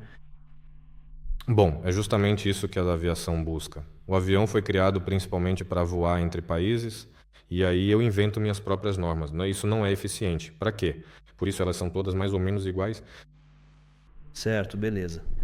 E quais são nossos próximos planos, objetivos depois da exposição? Ou talvez existam algumas áreas quentes para onde estamos indo agora? Quais são as tarefas mais próximas para a gente? Tarefas urgentes? Urgentes. Temos tarefas frias? Meus pés estão gelados. Onde fica o aquecimento no escritório? Quais são os assuntos mais debatidos? Avião. Eu sabia. Na verdade, Dmitry Sergeyevich Kmel estava super animado. Dizia: poxa, enquanto vocês não estão aqui, a gente vai colocar no ar. Eu falei para ele: nem pense em mexer no aparelho enquanto a gente não estiver aqui. Poxa, ele obedeceu. Era melhor se tivesse mexido. Enfim, e aí? Vamos colocar o avião no ar até o final do ano. Falta menos de um mês. Vamos descobrir amanhã. Enfim, amanhã a gente vai para o aeródromo. Então, qual que é a situação? Primeiro, a gente realmente dedica muito pouca força e recursos ao avião. Amanhã mesmo eu e o Gena vamos levar o Dima e o Denis com a gente, certo? Vamos instalar o sistema de controle nele, no equipamento. Qual foi a situação com ele, afinal? É que, na verdade, ele apareceu totalmente às pressas, de última hora. Para falar a verdade, quase rolou uma aposta lá na empresa de que a gente conseguiria mesmo fazer ele tão rápido assim, de forma tão eficiente e ágil. Estava claro para todo mundo que não íamos conseguir, porque a carcaça não foi feita por nós, foi feita por uma empresa terceirizada. Nossas máquinas estão paradas e continuam paradas até agora, e ainda tem questões com o espaço. Como assim questões? Estamos em modo de espera, da nossa parte não podemos fazer nada, somos reféns da situação. Foi outra empresa que fez. E, claro, né, eles deram prazos, mas não conseguiram cumprir. Eles nunca tinham construído dirigíveis antes, né? Eles faziam todo tipo de figuras infláveis, até faziam algumas que voavam, mas não dirigíveis, porque um brinquedo e um aparelho sério são coisas bem diferentes. Algumas coisas não davam certo para eles, outras eles refaziam. Depois, quando fizeram a carcaça, ela era composta por duas partes. Lá atrás, o Dmitry Sergeyevich inventou uma cauda inflável. Essa cauda não encaixava, porque o formato da primeira carcaça não era o certo. E aquelas estruturas metálicas que ele projetou também não serviram. A gente também refez essas peças porque a carcaça acabou mudando de forma. Refizemos tudo de acordo com os desenhos, e aí descobrimos que ela não era rígida o suficiente. O Dima Orlov, que é o desenvolvedor do sistema de controle e ao mesmo tempo o piloto remoto, ele pilota o nosso Nova 01, falou assim: eu não vou voar nisso. Vocês não estão vendo? Olhem para essa estrutura. E a estrutura estava bem feia mesmo. Provavelmente até aguentaria o tranco, mas o Dima ficou gritando. No fim das contas, começamos a refazer essa estrutura. Decidimos jogar pelo seguro.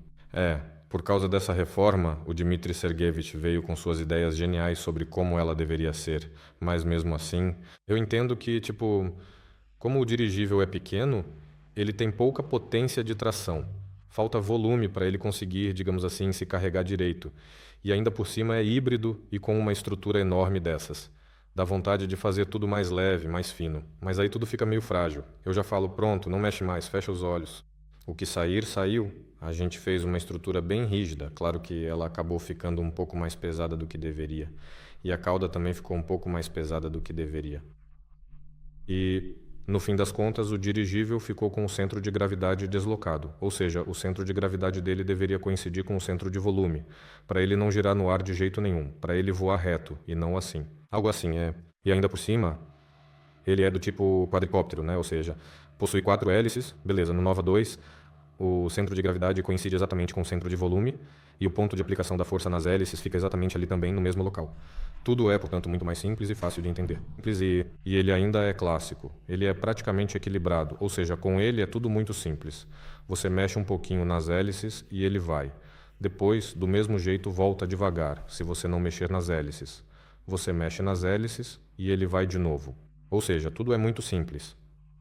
Com este aqui não é tão simples, ele é pesado demais. Ou seja, você precisa gerar uma força de tração enorme com as hélices. E as hélices não estão 2 no centro, mas sim 4. E sim, elas devem estar posicionadas de forma que o centro de gravidade fique no meio, com as hélices formando um quadrado ao redor dele. Ou seja, em teoria, tudo deveria ser simétrico. Por causa do centro de gravidade ter se deslocado para a direita ou para a esquerda, acontece que as hélices estão um pouco fora do lugar. Amanhã vamos reposicioná-las. Dmitry Sergeyevich vai medir tudo isso de novo. Enfim, o que aconteceu, né? O problema foi que a cauda ficou pesada demais, o centro de gravidade ficou muito para trás. Tentamos tirar as baterias da estrutura e colocá-las na gôndola dianteira, ou seja, transferir todo o peso para a frente. Mesmo assim, não foi suficiente. O que mais? Desmontamos a cauda, tiramos parte dos tubos de reforço, tiramos as capas de lá. Lá não vai ter aquela capa branca bonita, vai ter uma almofada azul. Enfim, tiramos alguns quilos, deu um pouco mais de 4, se não me engano, mas por causa do braço longo, né, o centro de gravidade foi ainda mais para trás. É bastante, sim. As baterias, mesmo assim, foram para a frente e, pelo que parece, ele ficou bem balanceado, sim. Amanhã a gente vai mover um pouco a gôndola e vamos mesmo, com certeza. O centro de gravidade vai mudar de novo, mas isso já é detalhe, um detalhe pequeno. Isso é uma coisa importante, né? O que mais? 2. O hélio que colocamos nele naquela hora... Enfim, o dirigível ainda tem mais uma característica.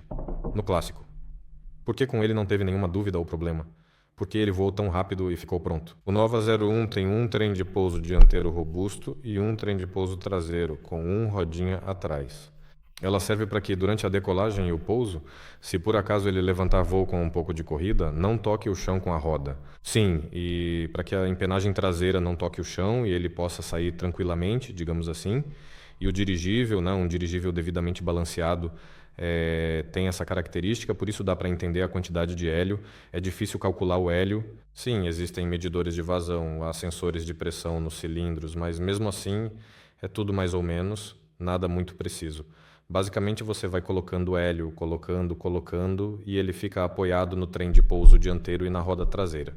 Você vai colocando hélio, colocando, e de repente, opa, é isso, e o eixo do dirigível fica paralelo ao chão. Pronto, isso significa que tem a quantidade certa de hélio nele, ou seja, ele está equilibrado e está tocando o solo só naquele ponto calculado. No caso do dirigível híbrido, isso não acontece de jeito nenhum, ele é pesado demais. A traseira dele não vai levantar assim e não tem, digamos, um indicador, nada visual assim. O fato de ele estar corretamente balanceado, com a quantidade certa de hélio e tudo mais. E também, por ser baixo, né, o teto é baixo, ou seja, a distância entre a carcaça e o chão do aeroleto é pequena, ele em si já é bem grande, mas o teto é baixo. Não dá para levantar ele para subir e ver o quanto o balonete está cheio. Enfim, quando a gente centralizou ele naquela época, antes de Dubai, não tinha hélio suficiente.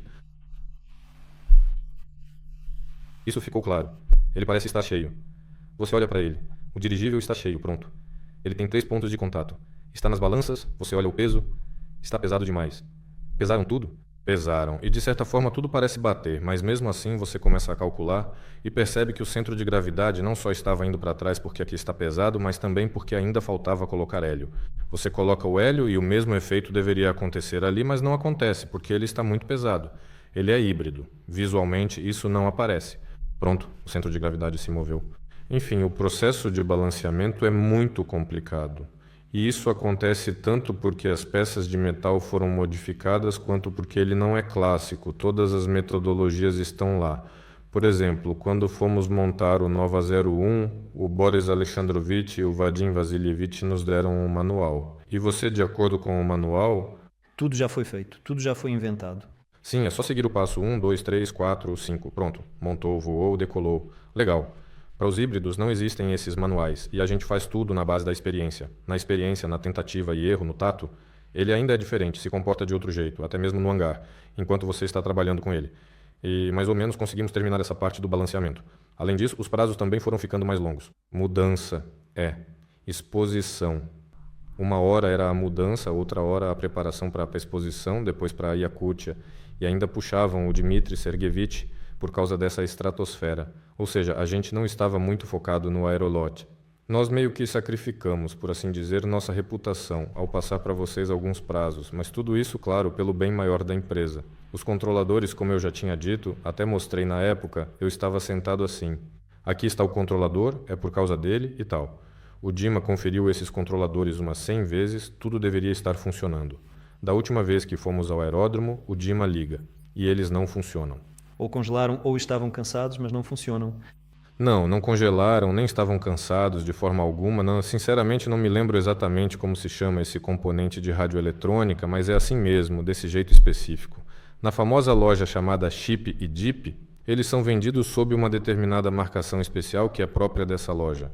Lá estão escritas detalhadamente as características deles, em quais voltagens, por exemplo, ele deve acionar, abrir e assim por diante, incluindo outras informações técnicas relevantes. Eles foram comprados, devidamente soldados e nos testes realizados em laboratório, essa função específica na placa não funcionava como esperado, mesmo estando tudo certo aparentemente. Lá no local, quando tudo já estava montado, ligaram e não funcionou nada. Começaram a investigar o motivo, revisaram tudo e descobriram que, na verdade, no datasheet desse componente, não lembro o nome, os valores eram outros. Ou seja, deveria ser uma voltagem diferente e assim por diante. A gente dessoldou tudo, soldou outros componentes e amanhã vamos voltar lá para instalar tudo de novo.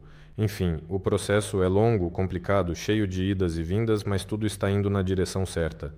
Vamos voar amanhã? Claro que não, não vamos voar. Amanhã vamos colocar os controladores lá e aí vai ganhar vida, o dirigível vai ganhar vida, agora o sistema WGS dele vai funcionar automaticamente, não mais de forma forçada. As hélices vão começar a girar. Cada uma vai rodar de forma independente, ele vai mexer o rabo, mas ainda tem muita coisa interessante pela frente. Primeiro, a montagem final. Como a gente fica movendo as baterias o tempo todo, esses fios para lá e para cá, parece que está tudo pronto, mas mesmo assim montar tudo isso leva tempo, né? Uns 2 ou 3 dias. Mas considerando que não tem aquecimento no hangar e os dedos realmente congelam, isso tudo vai acabar demorando um pouco mais. E eu acho que vamos começar os primeiros voos em breve. Os primeiros voos vão ser assim, com a condição de que, em primeiro lugar, não haja mais nenhum mas, embora eu saiba de um mas que pode acontecer, são os servomecanismos do leme lá atrás, no estabilizador da cauda. Vadim Vassilievich colocou uns bem potentes e grandes no Nova Z1. Eles eram até exagerados, mas eu entendo de onde isso vem. No AL-30 ou no AL-12, enfim, nos dirigíveis anteriores, eles superaqueciam. Ou seja, tudo estava calculado, eles davam conta do recado, pareciam funcionar bem tanto no solo quanto em voo, mas de repente, depois de um tempo, alguns servomecanismos simplesmente desligavam. Depois de um tempo, né, ficou claro que era só superaquecimento mesmo. Eles entravam em modo de segurança, esfriavam, ligavam de novo e tudo voltava a funcionar. Não é bom quando algo falha no voo. Depois volta a funcionar, beleza, mas quando desliga, não é bom. Vadim Vassilievich já ficou com um pé atrás, traumatizado pela experiência anterior. Esses servomecanismos, os servomecanismos iam ficar aqui e tudo funcionava perfeitamente. O Dmitry Sergeyevich ele não tinha esse trauma, então ele escolheu servos menores, bem menores. É claro, no manual do servo está escrito que está tudo conforme. Sim, qual o torque no eixo, essas coisas. De acordo com os cálculos, tudo bate certinho. Mas claro, é preciso levar em conta que aquele torque provavelmente é torque chinês, igual aos volts chineses nas baterias que eles colocam. Tem que dar uma ajustada nisso. E levando em conta que, no geral, teve muita imprecisão e tal, não sei.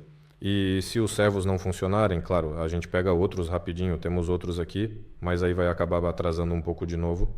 Enfim, espero que eles funcionem. Mesmo que falhem, a gente vai fazer as aproximações de qualquer jeito. Aproximações Vai ser igualzinho ao que rolou no Nova 01, quando a gente estava nas novidades. A gente coloca o dirigível no ar, com o tempo totalmente parado, sem vento nenhum, ele fica preso por uma corda. O Dima liga as hélices, né? O dirigível começa a decolar. O Dima desliga as hélices, né? O dirigível pousa. É isso. E a gente só observa como ele se comporta. Depois um pouco mais longe, um pouco mais alto e assim por diante. Mas aqui tem um pequeno problema. O Nova 01 está praticamente equilibrado. Ele pousa Devagar, suave. suave, isso. E esse aparelho rígido, e aqui provavelmente não vai dar para fazer esses pousos e decolagens verticais. Decolar na vertical, pousar na vertical. Mas esse aparelho tem um modo de transição. Ou seja, no momento em que a Nova 01 gira as hélices, ela pode, digamos, desligar as hélices e girá-las, passar da geração de empuxo vertical para o horizontal, ligar de novo e seguir tranquilamente. Aqui é esse modo de transição. Vai ser muito interessante ver como o aparelho vai se comportar. Isso é uma coisa. Muito provavelmente tudo vai correr bem porque não vamos deixá-lo muito mais pesado. Mas de qualquer forma, aqui vai pesar mais. Ou seja, vai ser mais difícil para ele decolar verticalmente, naturalmente. Se desligarmos tudo, ele vai descer mais rápido do que o Nova 01. Ou seja, ele pode pousar de forma brusca. Está tudo calculado. Muito provavelmente nada vai quebrar, mas vai dar medo. Pelo menos para mim. Vai ser interessante. Assim, os voos de aproximação vamos fazer sem problemas. O interessante vai ser ver como ele se comporta em voo. Ou seja, enquanto ele decola e pousa na vertical, ainda é, grosso modo, um quadricóptero com alívio aerostático. A aerostática dele ainda centraliza, né? Ou seja, ela puxa ele para cima, que essa força puxa para baixo. E ele fica como um João Bobo, né? Ele não consegue virar de cabeça para baixo, né? Como um quadricóptero mal ajustado ou como um avião pequeno com falha, né? Nos motores desses pequenininhos, ele não consegue cair. Ainda é um João Bobo, mas é um João Bobo bem pesado. Ou seja, nesse sentido, fazer esses voos rasante, por exemplo, subir, voar devagarzinho sobre o aeródromo, beleza, sem problema. As questões vão começar, ou melhor, algo novo vai acontecer quando ele começar a acelerar. Aí já entra a aerodinâmica. Sim, e aí a aerodinâmica começa a agir. Se esses lemes laterais fossem controláveis, por exemplo, e se a gente ainda colocasse os dianteiros como queríamos no... A nossa hélice está montada numa longarina. Ela gira em torno da longarina. Se, por exemplo, a asinha também girasse junto com a hélice, teríamos um órgão de controle dianteiro e um traseiro. Eles estão planejados para a família do aeroleto. Só que isso é um pouco mais complicado, leva mais tempo e tudo mais. Eu queria dizer que seria mais fácil, mas na verdade não seria. O algoritmo de controle do aparelho ficaria mais complicado. No geral, começariam a agir forças aerodinâmicas. A questão é, como ele vai se comportar lá? Claro, nos cálculos é mais ou menos previsível. Mas, na prática, o que vai acontecer? Vamos descobrir. Sim, o formato ainda é um pouco diferente do que foi calculado. Tanto a própria carcaça quanto as superfícies de controle, que fizemos às pressas, também estão um pouco diferentes. No geral, é bem provável que ele vá voar. Pergunta: quão bom? Diversos momentos podem ocorrer quando o dispositivo é aerodinâmico. Por exemplo, de acordo com algoritmos pré-programados e configurados em todos os lugares, Dima não tem um controle remoto para controlar todos os pequenos detalhes individualmente. Independente. Sim, ele não é um acrobata, né? A gente programa lá, basicamente, que se ele apertar para o lado, as hélices ajustam a potência, giram, as asas se inclinam. Enfim, a gente coloca alguns algoritmos e pode acontecer de tudo. O Dima quer que ele voe para frente, mas, por exemplo, por causa da sua aerodinâmica, ele vai ficar tentando voar sempre para aquele lado. Vai ter que dar uma ajustada para baixo, né? Corrigir um pouco o rumo, e aí ele pode começar a se comportar de um jeito estranho. E todas essas esquisitices, isso é justamente o teste do Aerolet. A gente vai observar o que está estranho, pousar ele, mudar alguma coisa nos algoritmos e levantar voo de novo. Talvez até a gente desencaixe essa empenagem lateral, mude um pouquinho o ângulo e encaixe de novo. Vamos ver o que acontece. E é para isso que a gente tem os próximos 2 meses. É claro, ano novo, feriados, isso ninguém cancela. Todo mundo quer descansar, todo mundo realmente. Embora, vai saber, não dá nem para tirar eles do escritório. Vai ver, no dia 2 de janeiro já estamos todos aqui de novo, voando mais uma vez. Ainda vai depender do tempo. Aliás, neve é bom. Se cair de barriga na neve, não vai doer. Mais macio. Mas esperamos que nada caia, tudo deve funcionar. Então, sobre o aerolieto, a situação é essa. Finalmente estamos chegando na fase de testes. Se as máquinas de direção... Amanhã vamos saber como estão os controladores. Provavelmente vai estar tudo certo com eles. Se tudo funcionar, a gente faz a montagem final e parte para os testes. É por aí. Temos algum plano específico para a nova 01 neste momento? Ou vamos deixá-la em modo de espera por um tempo, aguardando e focar mais no desenvolvimento do aerolieto com a nova 2? O que vocês acham dessa abordagem? A nova 01 está desenvolvida, mas não completamente, e começamos a produzir. Mas, de novo, só começamos esse carrinho automático, pelo qual ela é carregada, transportada para dentro e para fora, e assim por diante. Está tudo claro com ela. O dirigível está voando. Alguém queria vir ver como ele voa. Acho que isso é possível.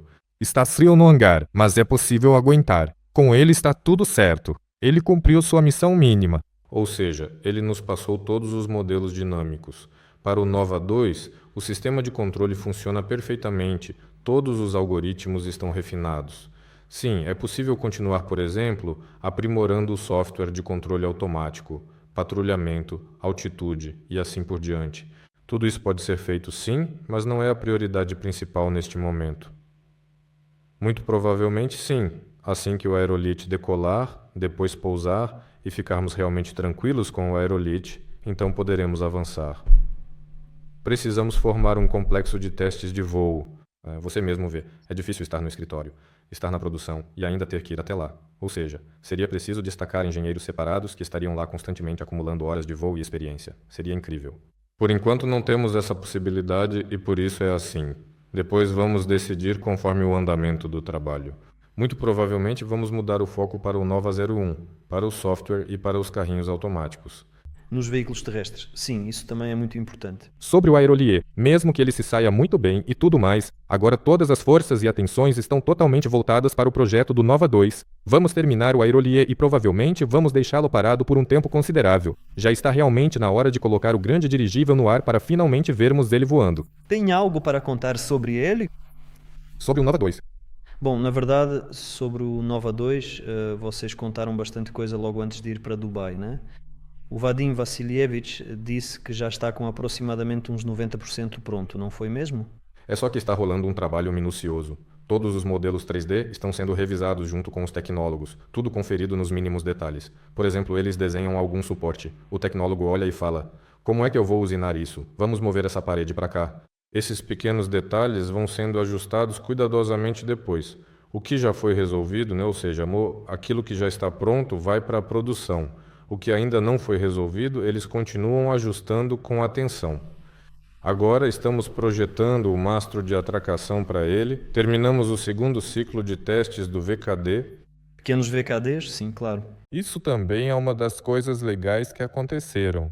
Existem métodos analíticos, estatísticos, vários métodos antigos de projetar hélices, propulsores anelares e por aí vai. E de acordo com eles, algo era projetado, voava, girava, funcionava. Claro, funcionava de maneiras diferentes. Se alguém ainda acha que a hélice de avião já foi totalmente estudada, que é só projetar, colocar para rodar e ela vai ter 100% de eficiência, está completamente enganado. Isso ainda é uma ciência complicada. No geral, aqueles VCDs que foram projetados, um dos nossos especialistas se dedicou de forma muito minuciosa à modelagem numérica deles e identificou certas anomalias. Ele disse: dá para fazer melhor. Como assim fazer melhor?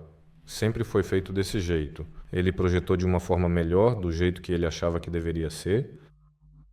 Na verdade, não do jeito dele, né? Claro, é a visão dele. Os modelos CFD mostram imagens legais, os fluxos se separam menos. Ele é bem laminar, não gira.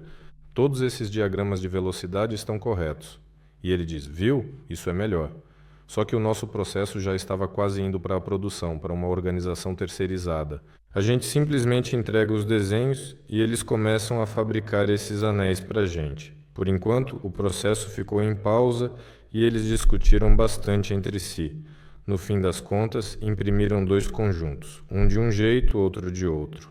É claro que simplesmente diminuir, eles não iam mostrar nada. Recalculamos o anel pequeno pelo método clássico, recalculamos o anel pequeno pela nova metodologia, testaram mudança de local.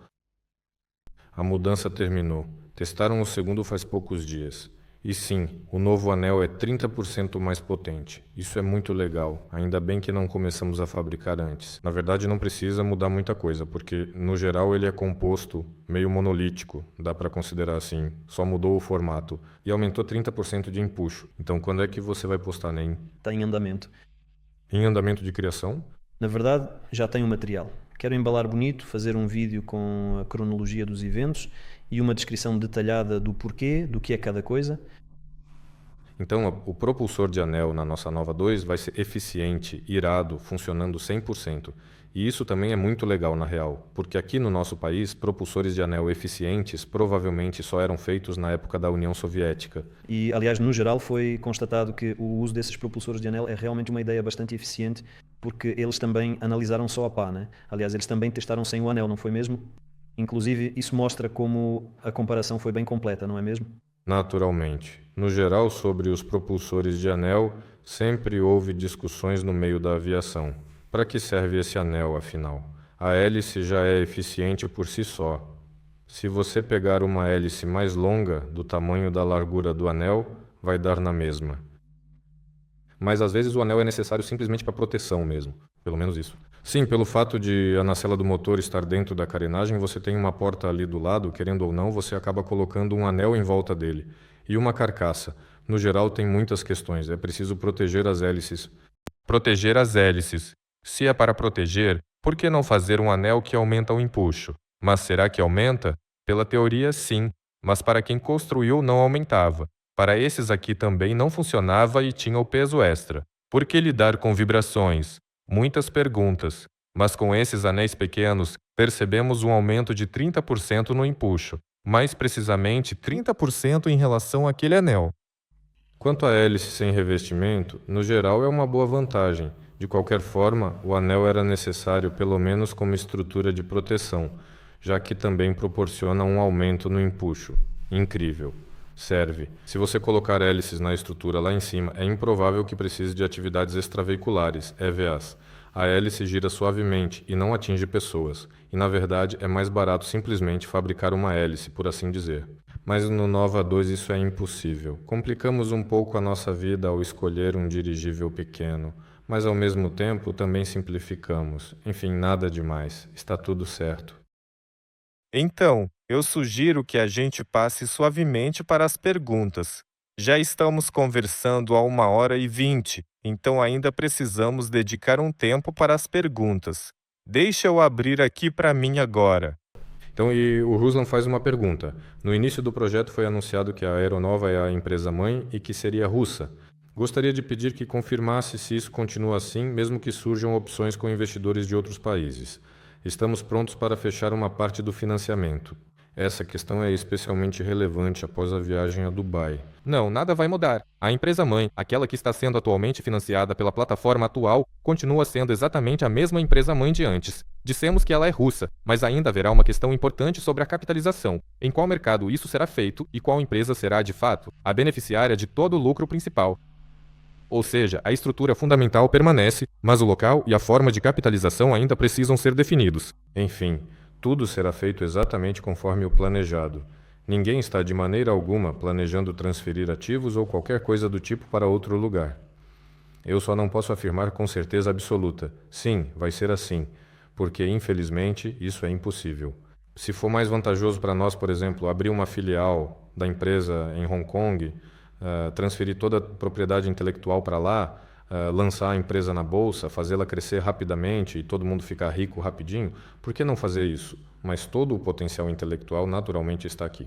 Estamos todos aqui com vocês na Rússia, os desenvolvedores estão na Rússia, tudo está na Rússia, certo? Então, quando está previsto levantar voo o Nova 2 com a gôndola cuja modelagem 3D foi postada no chat? Agora só no ano que vem. Na verdade, sim, muita coisa nos prejudicou. O que mais nos atrapalhou foi a falta de espaço para a produção das carcaças. No nosso planejamento, deveríamos estar lá em setembro, digamos assim, em outubro já começar a soldar alguma coisa, em novembro já receber a carcaça e em dezembro já começar a montar alguma coisa lá. Mas com os espaços, não deu certo desse jeito. O que estava disponível, tipo pega aí, era muito caro. Os valores eram absurdos, até mesmo o aluguel era surreal, então tudo foi sendo adiado. E assim fomos adiando. O fato de ser inverno rigoroso, uma coisa, outra, terceira, quarta. Eu falo muito sobre prazos. Todo mundo no escritório vive reclamando comigo por causa dos prazos.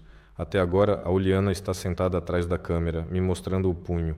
No geral, você está vendo a vida de forma otimista demais. Na verdade, é isso mesmo. E o que fazer? Como mais eu deveria encarar a vida? Se eu disser que ele vai voar na primavera, vão começar a me criticar de novo. Criticam. No verão. Certo, próxima pergunta. Você ficou satisfeito com a sua participação na exposição? Valeu a pena ir até lá? Qual foi, na sua opinião, a impressão geral?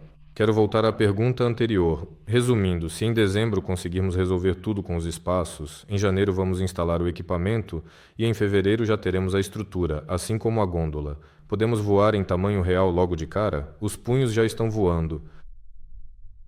Claro que estamos satisfeitos. A exposição foi sensacional. Primeiro, realmente fizemos barulho no mundo todo. Todo mundo veio falar com a gente. Até pilotos de caças russos vieram, pessoal da Boeing veio, gente da NASA também, e todos diziam: que legal que alguém está investindo em dirigíveis, a gente acredita neles. Todo mundo só está ocupado com o seu próprio trabalho. Então vamos lá, pessoal, sigam em frente, estamos todos com vocês. Ou seja, o futuro é mesmo dos dirigíveis. Então é muito legal que a gente tenha se apresentado, que a gente esteja fazendo isso. É muito legal que a gente tenha conhecido pessoas que vão nos ajudar a desenvolver tudo isso, né, com potenciais clientes que realmente precisam disso. Claro, foi extremamente útil em todos os sentidos. Até passamos na televisão. Sim, inclusive até algumas editoras internacionais entraram em contato. E sim, aliás, não foi só na Rússia. A gente apareceu na TV em vários países, saiu em revistas, fizeram até resenhas científicas sobre a gente. Não parava de chegar jornalista querendo falar com a gente. Recentemente a Uliana estava onde mesmo? Na Holanda, né? Acho que foi realmente na Holanda. Inclusive, saiu uma matéria bem interessante sobre a gente numa revista lá, muito legal, inclusive. E aí, como estão as coisas com o novo escritório? Aliás, já terminaram a reforma recentemente? Bom, os pés ainda continuam congelando praticamente. Se compararmos com antes, já terminou mesmo, de fato. Enfim, o último problema aqui foi com o aquecimento. Não sei por que foi assim. A reforma foi feita tanto por nós quanto pelo proprietário.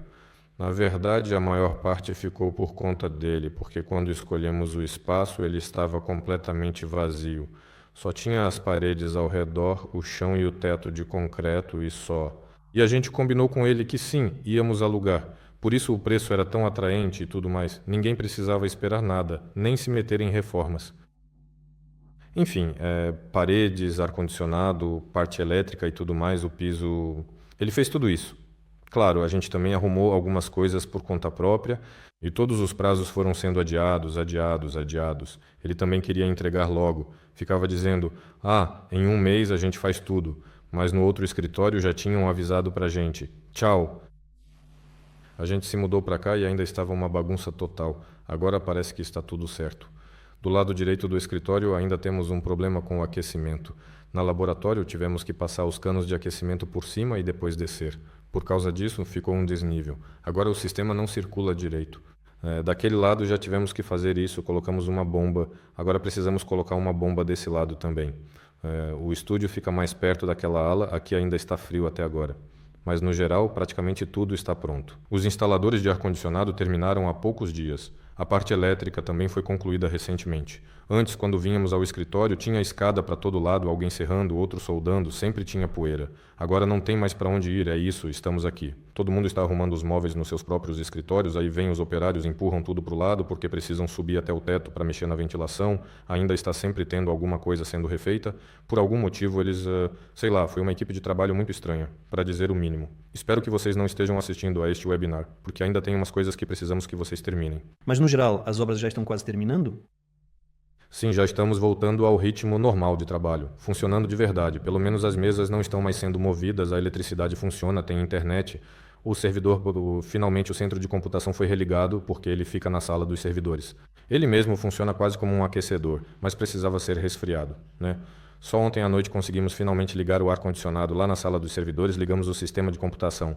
Então, os analistas agora têm poder de processamento de novo. No geral, Nilma, os postos de trabalho individuais já estão prontos, só faltam alguns detalhes pequenos para ficar agradável entrar no escritório, e não daquele jeito que você abre a porta e vê entulho de obra. Falta só um pouquinho, um detalhe mesmo.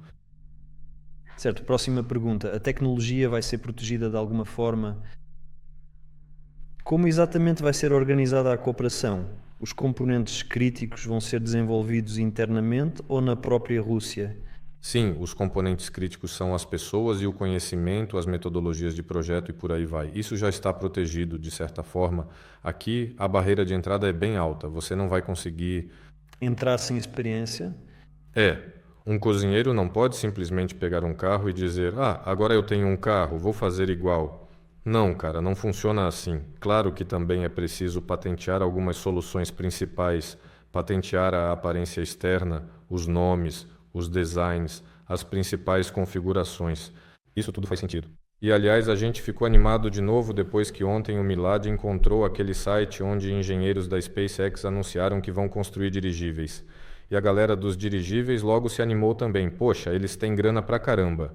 Agora estão patenteando tudo quanto é coisa. Vai ser difícil pra gente. A gente também precisa fazer isso. Enfim, claro que tudo isso já estava nos planos, naturalmente. E, pelo visto, agora vamos ter que acelerar por causa desse pessoal, porque até então nem tinha concorrente de verdade. E esses jogadores com dinheiro, eles estimulam a gente a se mover um pouco mais rápido nessa direção. Mas, na verdade, ainda estamos muito longe de qualquer disputa de patente ou de proteção. Primeiro, que alguém construa um dirigível de verdade. Aí sim a gente começa a discutir quem copiou o que de quem. Mas, por enquanto, não tem nem de quem copiar, porque não existe nada para copiar. Você meio que pode patentear uma série de soluções diferentes e inovadoras com antecedência, se quiser. Mas de que nível tem que ser a reclamação para alguém realmente vir encher o saco? O seu dirigível é rígido, mas os alemães já patentearam isso 1000 anos atrás, então você não pode usar essa ideia. Ainda mais agora na Rússia. Enfim, essa questão é muito complicada. Aqui, ela ainda está em um estágio bem inicial. Precisamos acelerar. Isso é um fato. Temos que aumentar a equipe. Por enquanto não há onde, ou melhor, não há para quê. Então, tudo isso ainda está em fase de planejamento, que primeiro eles voem. E além disso, no geral, agora, se for sobre proteção, pelo que entendi, a pergunta poderia ser sobre: vocês vão para a Arábia Saudita agora. E como vão se proteger lá?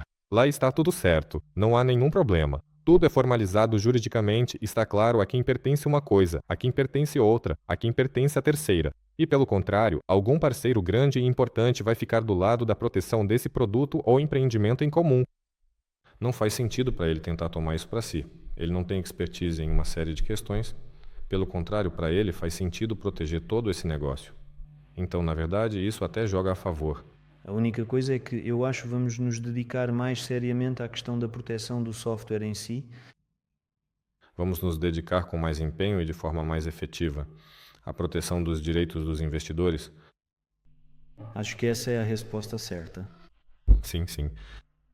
Então, é possível prever a possibilidade de novos investimentos de pessoas físicas caso a negociação com o parceiro estratégico seja bem sucedida? Mais uma vez, também não entendi totalmente. É possível prever novos investimentos de pessoas físicas se a negociação com o parceiro estratégico for bem sucedida? Acho que se entrar algum grande investidor... Entendi. Perguntem ao Pavel Filipov. Muito provavelmente a estratégia não mudou em nada. O crowdfunding vai funcionar até o seu desfecho lógico. Não importa quem entre ou saia. A gente já discutiu isso até mesmo com os próprios sauditas e tal. Eles falaram: mas vocês estão se desenvolvendo em Moscou agora. Eles só estão curiosos. E a gente respondeu: sim, estamos desenvolvendo. Eles perguntam: mas por que vocês não começam a construir alguma coisa em Dubai? Vocês estão de brincadeira, né?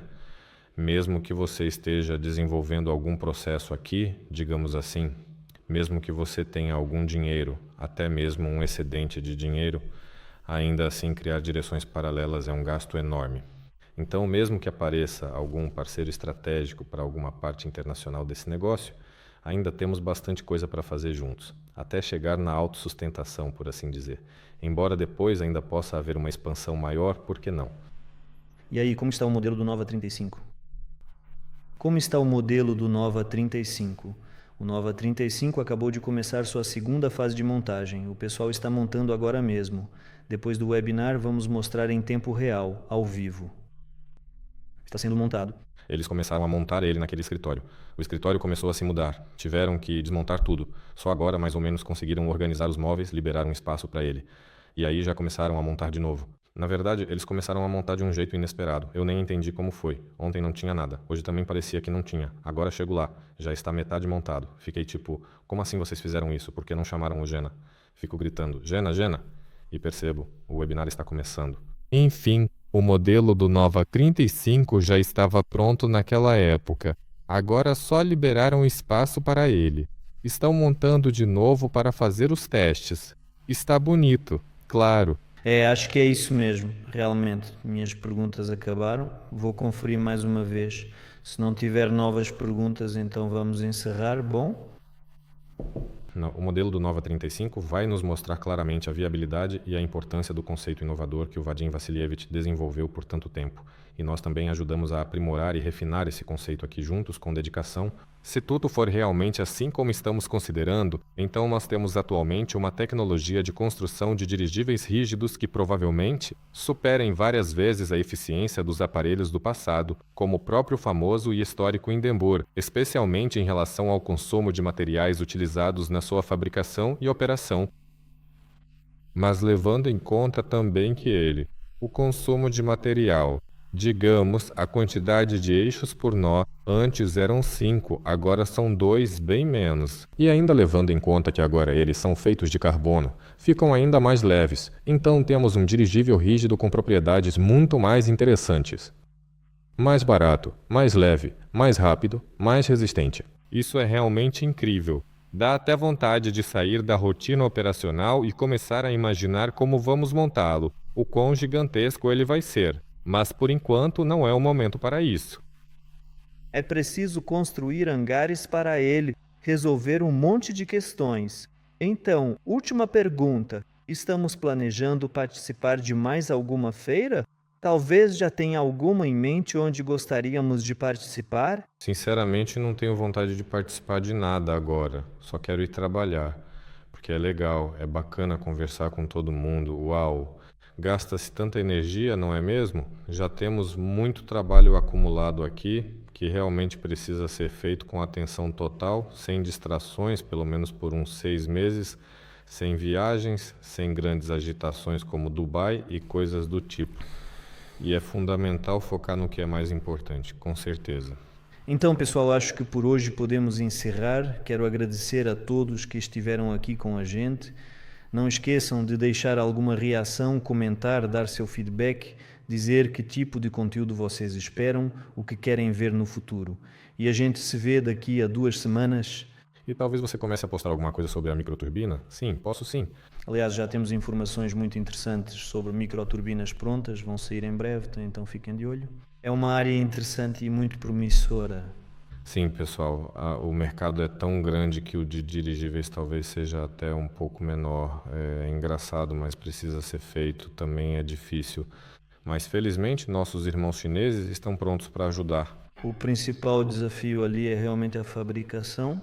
Enfim, para que a gente mesmo possa dominar a produção de microturbinas. O projeto já está totalmente dominado, no centro de computação está a todo vapor, os cálculos das rodas estão sendo feitos. São artefatos interessantes, com os quais eu, por exemplo, nunca tinha lidado antes. Existe, por exemplo, a roda quente da microturbina. Ela tem esse tamanho, mais ou menos, não vou dizer qual exatamente. Desse jeito, e quando ela atinge as condições de operação em termos de temperatura e rotação, o diâmetro aumenta em 5 milímetros. Isso é, bom, tipo, você gira uma peça de metal. Provavelmente ela até aumenta um pouco, talvez por causa do calor, mas não 5 milímetros. Isso é... E ela é feita de uma liga resistente ao calor chamada GS6U. Pode procurar no Google o que é isso. Dá até para fazer ferramentas de corte com esse material, para cortar metal. E tem tanta coisa interessante envolvida nisso. Enfim, o projeto foi feito, mas para, digamos, dominar a produção. E fazer com que tudo fosse totalmente nosso, digamos, pronto para uso. Uma fábrica dessas custa 1,5 bilhão de rublos. Andrei Veniaminovich já fez esses cálculos. Ele é o principal desenvolvedor dessas microturbinas Ele vem de uma família de especialistas em microturbinas, enfim, já houve tentativas de criar esse tipo de produção com financiamento estatal e tudo mais. Sobre isso, por enquanto, não vou contar nada. E provavelmente no futuro também não vou falar. Enfim, uma fábrica pronta custa 1,5 bilhão quando você começa do alicerce e termina com a produção em série. É um dinheiro impossível, totalmente irreal nas condições atuais. Mas, por exemplo, fabricar componentes separados aqui, ali, por exemplo, deixar para si mesmo algum pequeno processo tecnológico, claro, montagem, ajuste, tudo isso já vai ser possível fazer aqui. Agora, o trocador de calor. Por exemplo, nesta microturbina, o trocador de calor é realmente um diferencial. No geral, o próprio trocador de calor é um produto muito bacana. Ele, por si só, já é de alta tecnologia. Ele é usado praticamente em todo lugar. E o tipo de trocador de calor que projetamos agora, mesmo sem a microturbina, já é um produto por si só. Ou seja, a gente gostaria de dominar a produção dele. Mas para isso, ainda são necessários espaço, equipamentos especiais, pessoas, tempo, dinheiro e por aí vai. Por enquanto, estamos enviando as peças separadamente, tipo, para uns os eixos, para outros as rodas, para lá as buchas, para outro lugar os suportes do compressor, para outro os suportes da turbina. Vamos distribuindo tudo em partes, pesquisando preços, juntando tudo depois. Agora já temos uma noção de quanto isso vai custar mais ou menos. Por enquanto é assim. Em parte, isso é feito para proteger algum tipo de propriedade intelectual? Em parte, sim. Por quê? Enfim, turbinas desse tipo, ou seja, turbinas com essas características específicas, praticamente nenhum país do mundo tem atualmente. Na verdade, ninguém tem, com exceção de alguns países. Só os japoneses e os americanos têm acesso a esse tipo de tecnologia avançada. Os chineses estão tentando chegar lá, investindo muito em pesquisa e desenvolvimento. A Rússia, por sua vez, não tem esse produto disponível, e o resto do mundo também não tem acesso a esse tipo de turbina. É uma área muito promissora com grande potencial. Por exemplo, os mesmos carros híbridos que conhecemos. Lá tem um motor de combustão interna, tem também uma bateria de buffer, digamos assim, e ainda tem os consumidores, que são os motores elétricos. As rodas giram, e se você tirar esse motor de combustão interna e colocar uma microturbina da mesma potência com um trocador de calor, ela vai ocupar menos espaço. Dela tem até o carro Lixiang, por exemplo, o L9, alguns conhecidos meus têm um desses. Parece um carro elétrico, híbrido, tudo certo, mas mesmo assim o motor vibra, faz barulho, você ouve ele. É engraçado, quando ele está no modo de geração extra, dá para ouvir bem alto. Essa aqui você não ouve nada. Ela não vibra nem um pouco e o Lixiang eles levam para revisão com bastante frequência porque o motor está sempre girando em alta rotação, então tem que trocar óleo e outras coisas. Esses têm muito mais resource. O intervalo entre manutenções e o tempo também são bem maiores. E, no geral, eles são como o próximo estágio de desenvolvimento, por assim dizer. Quando se trata de queimar combustível e transformá-lo em algum tipo de energia, mecânica ou elétrica, a turbina com trocador de calor ainda está um nível acima. Podemos talvez esperar por esses carros aqui? Sim, e eles vão chegar em breve. E os chineses vão começar a produzir em massa e os nossos... Vou revelar um pouco mais do jogo para vocês agora. Resumindo, já existem pedidos bem claros e detalhados, especificando exatamente a quantidade de unidades necessárias, a potência exata que é requerida, quantos milhares de unidades são solicitados e qual a potência que eles realmente precisam, como por exemplo extensores de autonomia para veículos elétricos híbridos, inclusive de fabricação nacional. Sim, enfim, o mercado é realmente enorme, gigantesco, com inúmeras oportunidades. E essas turbinas, por exemplo, como a que projetamos agora, são excelentes para usar como usina elétrica, fornecendo energia de forma eficiente. Por exemplo, em canteiros de obras, em shows, em áreas remotas, geralmente trazem geradores a diesel e assim por diante. O que foi esse barulho? Geradores com microturbinas podem facilmente entrar nesse mercado, e eles têm uma vantagem enorme sobre os motores a diesel. Eles funcionam normalmente até nos frios mais extremos. No frio, eles funcionam até melhor do que o esperado. Eles funcionam com praticamente qualquer tipo de combustível disponível. Claro que vai ser preciso ajustar um pouco o funcionamento, mas dá até para funcionar com pó de carvão, se necessário. Sim, essa é a grande vantagem deles. Enfim, é realmente um produto sério e confiável. Está planejado para ser usado em dirigíveis. Dirigíveis sem microturbinas é como jogar ele ao vento, como dizem. Sim, como dizem, antigamente, os projetistas de dirigíveis, Vadim Vassilievich, claro, projetavam aqueles dirigíveis que realmente voavam. Mas até mesmo os que eram feitos pensando no futuro, eles já projetavam com esse tipo de microturbina. E o curioso é que eles já tinham contato com Andrei Veniaminovich muitos anos atrás, uns 15, 20, até mais, justamente por causa dessa questão.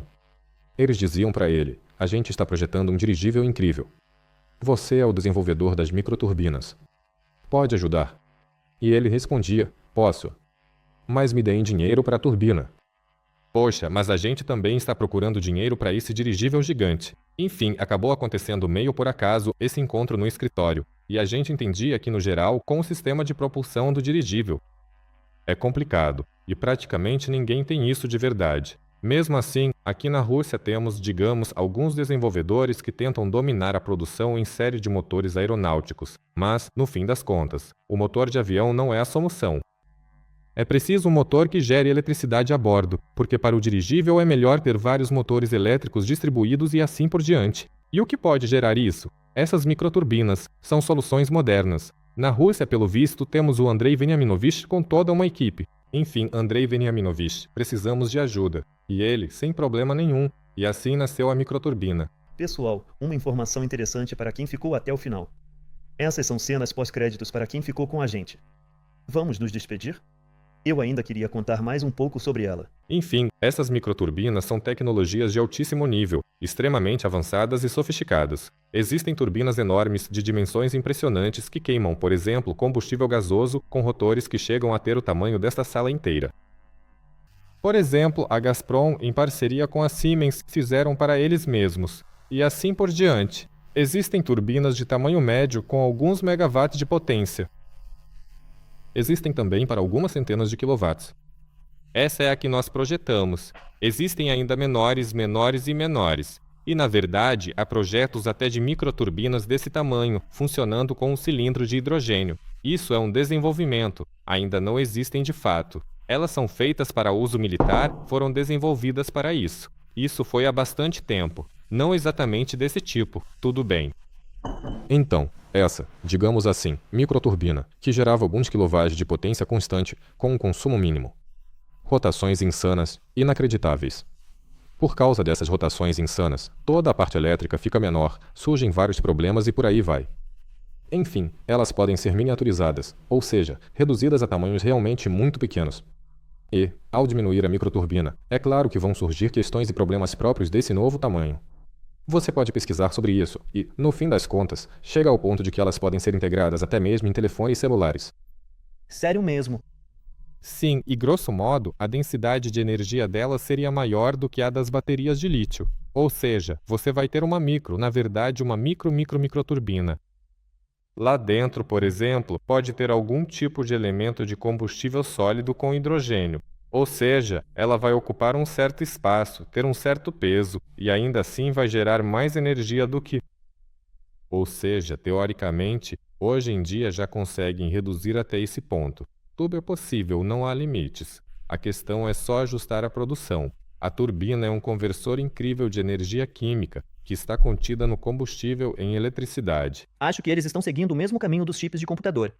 Antes faziam enormes, depois foram ficando menores. Agora já estão na escala dos nanômetros. Algo assim. Enfim, é um assunto interessante. É claro que isso tudo parece coisa de outro mundo. Mas uma turbina de 300 kW não é nada de outro mundo. Dá para fazer aqui agora. E ela tem um potencial enorme para modernização. Lá dá para, por exemplo. A gente ainda vai fazer com rolamentos comuns. Se for com os comuns, então vai óleo. E por aí vai. Por que assim? Porque é mais simples, funciona com certeza, não tem riscos. Por exemplo, também dá para usar rolamentos de ar. Some o óleo, some o atrito, aumenta a vida útil e tudo mais. Aí fica um pouco mais complicado, porque são rolamentos de ar, são peças mais precisas. Enfim, aparece um certo risco. E dá para ir melhorando cada vez mais. O que a gente já faz é muito legal. Dá para fazer muito mais avançado, vamos ver. Em que estágio a gente está agora nessa direção? Terminamos completamente o desenvolvimento. Agora estamos procurando uma cadeia de cooperação, alguém que possa nos ajudar a produzir isso. Tem alguma em mente? Sim, claro. Existem empresas russas e empresas estrangeiras. Os chineses, quando veem apenas uma única roda de compressor, normalmente arrancam o tubo imediatamente. Dizem que é preciso estabelecer uma joint venture com urgência, só precisamos realmente de turbinas como essas na China. Muitas. Sim, eles informaram a quantidade de peças e o preço. Caro. Muitas. Interessante. Vamos ver. Estamos em diálogo com os chineses.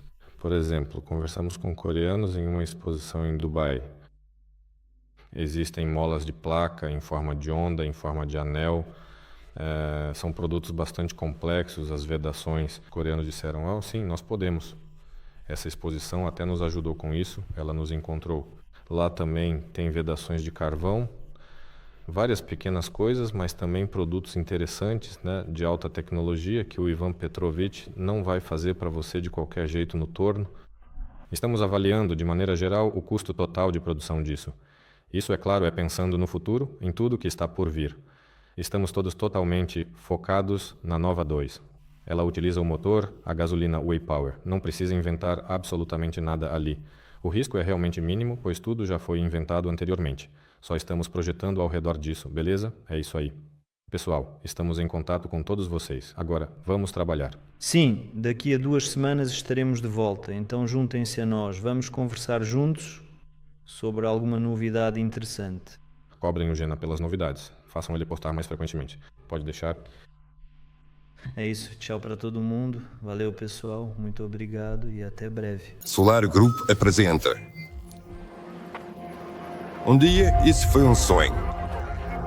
Um sonho sobre o céu, sobre voos livres, sobre viagens à volta do mundo. E nós a tornamos realidade. Mas o que foi preciso para isso? Os nossos sonhos tornaram-se os nossos objetivos. As nossas concepções tornaram-se os nossos planos. As nossas ideias estão a transformar-se no roteiro e numa tecnologia de produção. O nosso cronograma está preenchido para os próximos anos. Desenvolvimento e construção. Componentes e materiais. Fabricação de modelos e realização de testes. Do sonho caminhamos e assim para o resultado. Percorre este caminho connosco. Solar Group apresenta o projeto de dirigíveis de nova geração. Escolhemos a melhor forma de prever o futuro, criá-lo juntos consigo.